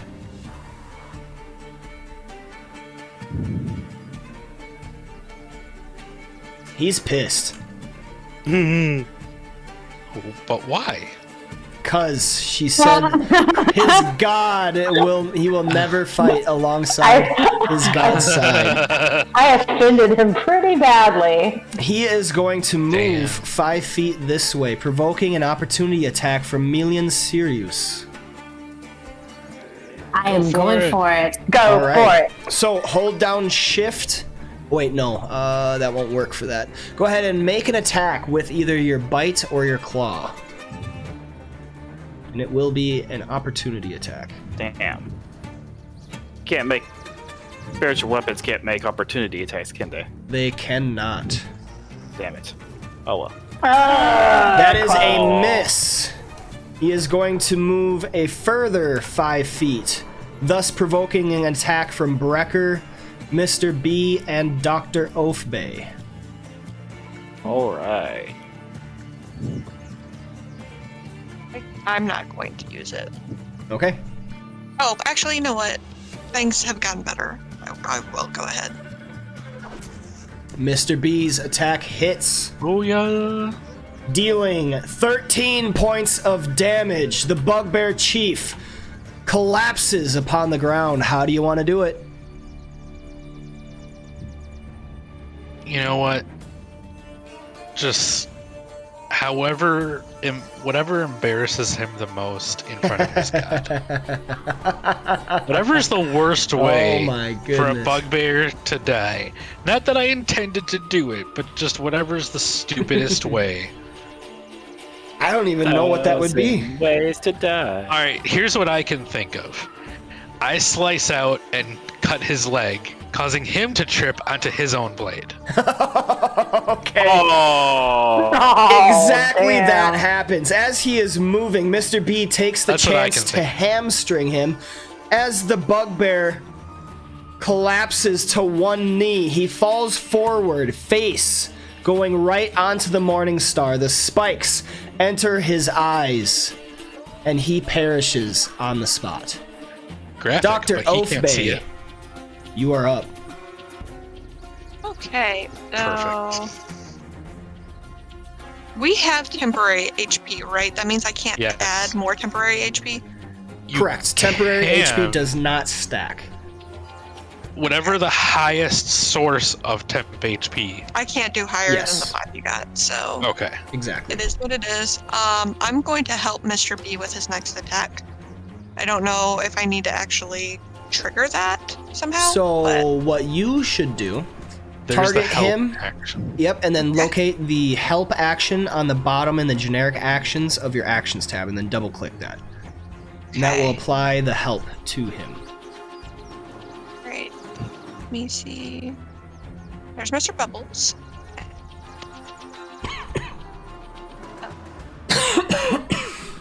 Oh, it's a die. Man, Viv makes scared. promises and I carry them out. Yeah. All right, Dr. O, that was your action. What else you got? That's it. Good. Wait, I want to study a goblin.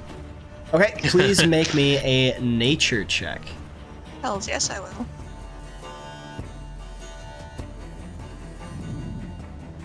With a 17. Goblins are small, black-hearted, selfish humanoids that lair in caves, abandoned mines, despoiled dungeons, and other dismal settings. Individually weak, goblins gather in large, sometimes overwhelming numbers. They crave power and regularly abuse whatever authority they obtain. They are goblinoids, belonging to a family of creatures called goblinoids. Their larger cousins, hobgoblins and bugbears, like to bully goblins into submission. Goblins are lazy and undisciplined, making them poor servants, laborers, and guards. And they're also the best sons. They are motivated by greed and malice. Goblins can't help but celebrate the few times they have the upper hand. They dance, caper with sheer joy when victory is theirs. Once their revels have ended, goblins delight in the torment of other creatures and embrace all manner of wickedness. They are ruled by the strongest or smartest among them. A goblin boss might command a single lair, while a goblin king or queen, who is nothing more than a glorified goblin boss, rules hundreds of goblins, spread out among multiple lairs to ensure the tribe's survival. Goblin bosses are easily ousted, and many goblin tribes are taken over by hobgoblin warlords or bugbear chiefs. And that is all the information you can recall about goblins. Cool, and they have Ronda. Got it. And this is the end of my turn. I am pushing the button when I can find it. I got it. And I thank you. Taking us to Goblin 4, who is going to yip. And bonus action disengage. Does anyone speak Goblin? I don't think anyone does. No, I don't. Heck Just no. Droop, right? No. Droop does, so I think Droop would be the only Yeah. one. Yeah. Even Droop the Goblin doesn't speak it. Wait, really? No, I was just saying that'd be funny. Oh. If even Droop, like, being a Goblin, doesn't understand Goblin. Alright, and then he is going I to know Droop's dash, stupid, but come on. taking Don't send us that in front of to Viv. Wrecker. Alright. Okay, yeah. I'm gonna 5 feet this way and swing at Goblin 3. Hopefully, no more nat 1s because I'm sick of them. Yeah. So fuck. And 3. God damn. It's almost just as bad because this game hates me. No freaking reason. Tonight has been rough. It's been hell. To go to boot. I forgot what stress does. It's just flavor. Yeah, but once you get to a certain amount, like, you kind of are ruined, right? Once you reach, so I have it on my screen, but like if you look at the combat tracker, Yeah. I keep track of this. So these are your stress levels: 17, 25, 29, and 34 for Brecker. Currently at 10 stress. If you reach 17, there'll be a role play prompt basically given to you. So like maybe you start fidgeting or something. Fidgeting extensively, or like you fixate on a certain item or something like that. Okay. We could do afflictions of the mind, but I didn't want to do that with the new players because that's very much not standard D&D. Fair. Yeah. Yeah, because that's what we talked about in session 0. All right, Brecker. Right. Alright. Spiritual weapon, come over and try to bonk Goblin 1 in the head. Been a while. That is a critical hit. There we go. Finally. Well deserved. This poses an interesting question. I have a trait called what was it? Relentless savage attacks. Yes. Let's see. Would Savage a attacks. spiritual weapon count as a melee weapon for that trait? I would say so. When you score a Just critical give it hit with to a him. melee weapon attack, you can roll one of the weapon's damage dice one additional time and add it to the extra damage of the critical hit. I would say so Yes. because the spiritual weapon is literally melee. It's not like you can summon a crossbow and shoot from afar. Yeah, the thing with savage attacks, I think it's because it's like coming directly from you. Let me just read the description.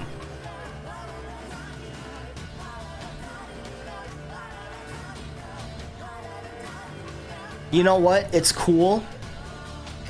And because you are a cleric, I don't want to take that away from the spiritual weapon, so I will allow it. Alrighty, so how do we work it? I will. Let's see. Get the feel that if I just right click on the damage, it'll roll 4d8 instead of 3. Yeah, it would. So I don't have a good way of doing that, so what we're going to do is you're going to click it like normal for the crit, and then you're going to roll me an extra d8, and we'll add that as damage. Alrighty. Here we go. First bit of damage. 13! Nice. Plus 3 more. 16 points of damage. Oh, you added that to Goblin 1. Were you attacking Goblin 1 or Goblin 3? That was my target, yeah, Goblin 1. That was my spiritual weapons attack. Oh, it's just... It's aimed at Goblin 1. I'm seeing it right now. Yeah, that's weird because you're targeting Goblin 3, but it's doing it on Goblin 1. Are you drag and dropping? I was using drag and drop. Gotcha. Okay, Goblin 1 explodes. Bits of blood and gore kind of splatter around the area. Nice. Droop, What don't else you look. got, Brecker? Droop just, like, is quiet. Unnaturally quiet. That was the end of my turn. I got nothing else. Alright, so I will say it is 15 minutes past. So we do want to end this coming up soon. Mr. Yeah. B, you're up. Alrighty. Step up to the last little boy. The last little boy. And I'll go ahead and reckless. Wow. Wow. Does a 13 hit the A goblin? 13 is blocked by the goblin. Oh. Gosh. Wow. I'll be honest, guys. I'm not very hopeful about our prospects at Crackball. Oh my gosh. We'll just have to pull the same trick that Dr. Offbay pulled in a previous game. Ooh. Where she killed 30 goblins at once with a fireball. Oh, Yeah. Shit, hell yeah. That works. Melian Sirius, what do you got? It was amazing. I am going for the bugbear again. Bugbear. Wait. The bugbear's he's dead. Yep. Oh, he's dead. Oh, okay. All Wait, you got is don't do- Goblin 3. You also have Goblin 4 running Wait, away. what is Oh, You might want to Yep. chase him down. well, at least Okay. 2 or 3 other things already got away. Yeah. We're Okay. not- Yeah, but we need to follow them back to Cragmaw Castle. That's like the whole point. Should we keep? Yeah. Should we keep this goblin that we're surrounded, or should I give chase to the one that's surrounding? I think either way. Make a call. If you go, just meet us back here.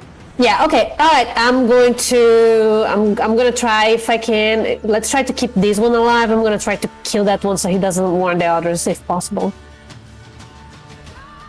Well, plenty others already ran away. Like 2 or 3 other things already ran. The second one running. So they're gonna be warned. Like, So there's no point of me going after it then. No, we're tracking, aren't we? Yeah, let's try tracking him. Otherwise, we can try to have this goblin lead us. But I think tracking him makes sense if you want to try to stealth after him. Alright, yeah. Then I'll go after it. I'll just go hunting mode. All right, don't kill it. Try not to let it see you. Meet us back here. Thumbs up. Goopy thumbs up. thumbs up. Alright, so I'm going after this goblin. I think I'm faster than he is, so I'm gonna try to keep pace with him while also, keeping hidden.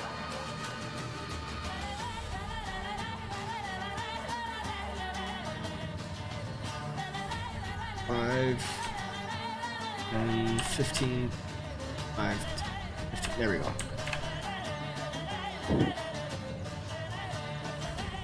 Why doesn't it allow you to see that guy? Goblin 4? There we go. Now you can see him. Yeah, I You can just see gotta, him. yeah, you just gotta move forward a little bit, but that's where he is. Alright, so I'm currently tracking that one. Oh, you have 35 feet of movement, so you can move there. No, I think I have 40. Do you have 35 or 40? 40. In this shape. Yeah. Ah, 40 in chat. yes.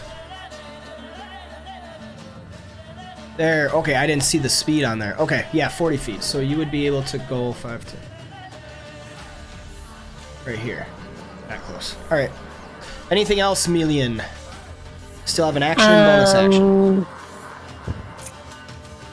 No, not in this form. I don't want him to see me, so I'm not gonna, bounce him. So I'm just gonna track him for now. Okay, so if you wish to remain hidden, go ahead and make me a hide check. That is in your generic actions at the bottom of your action tab.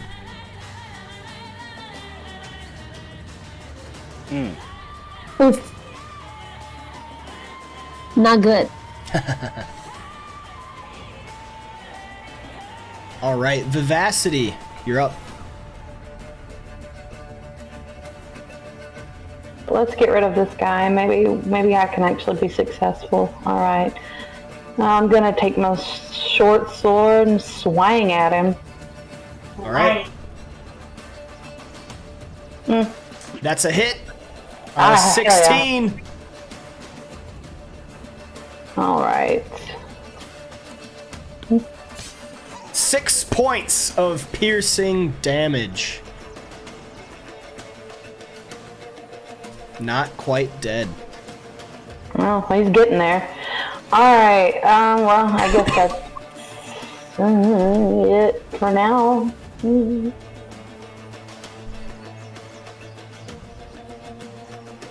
Goblin 3 is going to bonus action disengage.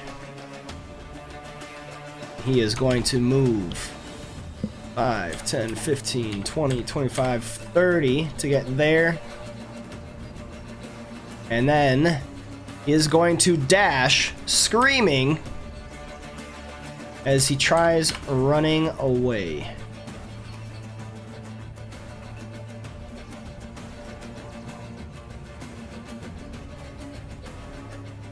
Bugbear Chief will roll a death die, taking us to Dr. Ulfbay.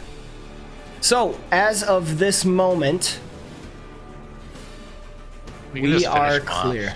Yeah, we are clear. No mercy. So.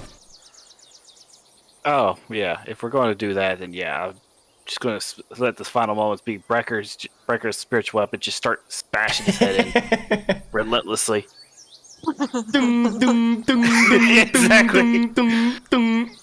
Just to a bloody pulp. All right, so we have 3 goblins that are in the middle of escaping. And Melian is currently tracking 1. You have defeated this goblin ambush. And we will continue once again in 2 weeks' time. That was rough. That was a little bit rough. It was a very difficult encounter. Good job, Nomad. No, Thank you. it shouldn't have been difficult. That's the problem. It should not have been difficult. That was definitely a difficult encounter. That Bugbear Chieftain is a nasty guy. And when the rolls don't go your way, Yeah. I didn't hit anything the first couple rounds. But hey, on the bright side, guys, we just spent all our bad rolls this session. Next session is gonna be good. That's not how that works. It is how that works. Manifesting. We're saying that. So it'd be true. I don't believe in fate. Speak that into existence, my dude. Yes. Destiny is a lie. A cruel game constructed by the gods to fuck with humanity. Oh my god. Wow. I mean, agreed, Yes. but we're witnessing Brecker's villain arc. Yeah, this is villain art. He rebels against his god. He shall smite down the deities. Oh shit! I would just be covering Droop's ears, don't listen. Hey man, look, I'm shiny, I'm metal. Come look at me. Calm down. Okay. Chaos Breaker. does anyone know cow emotions? Yeah, gotta get that. So, we will be joining again August 7th, which is actually the day after my birthday. We'll be turning 31 whole years old.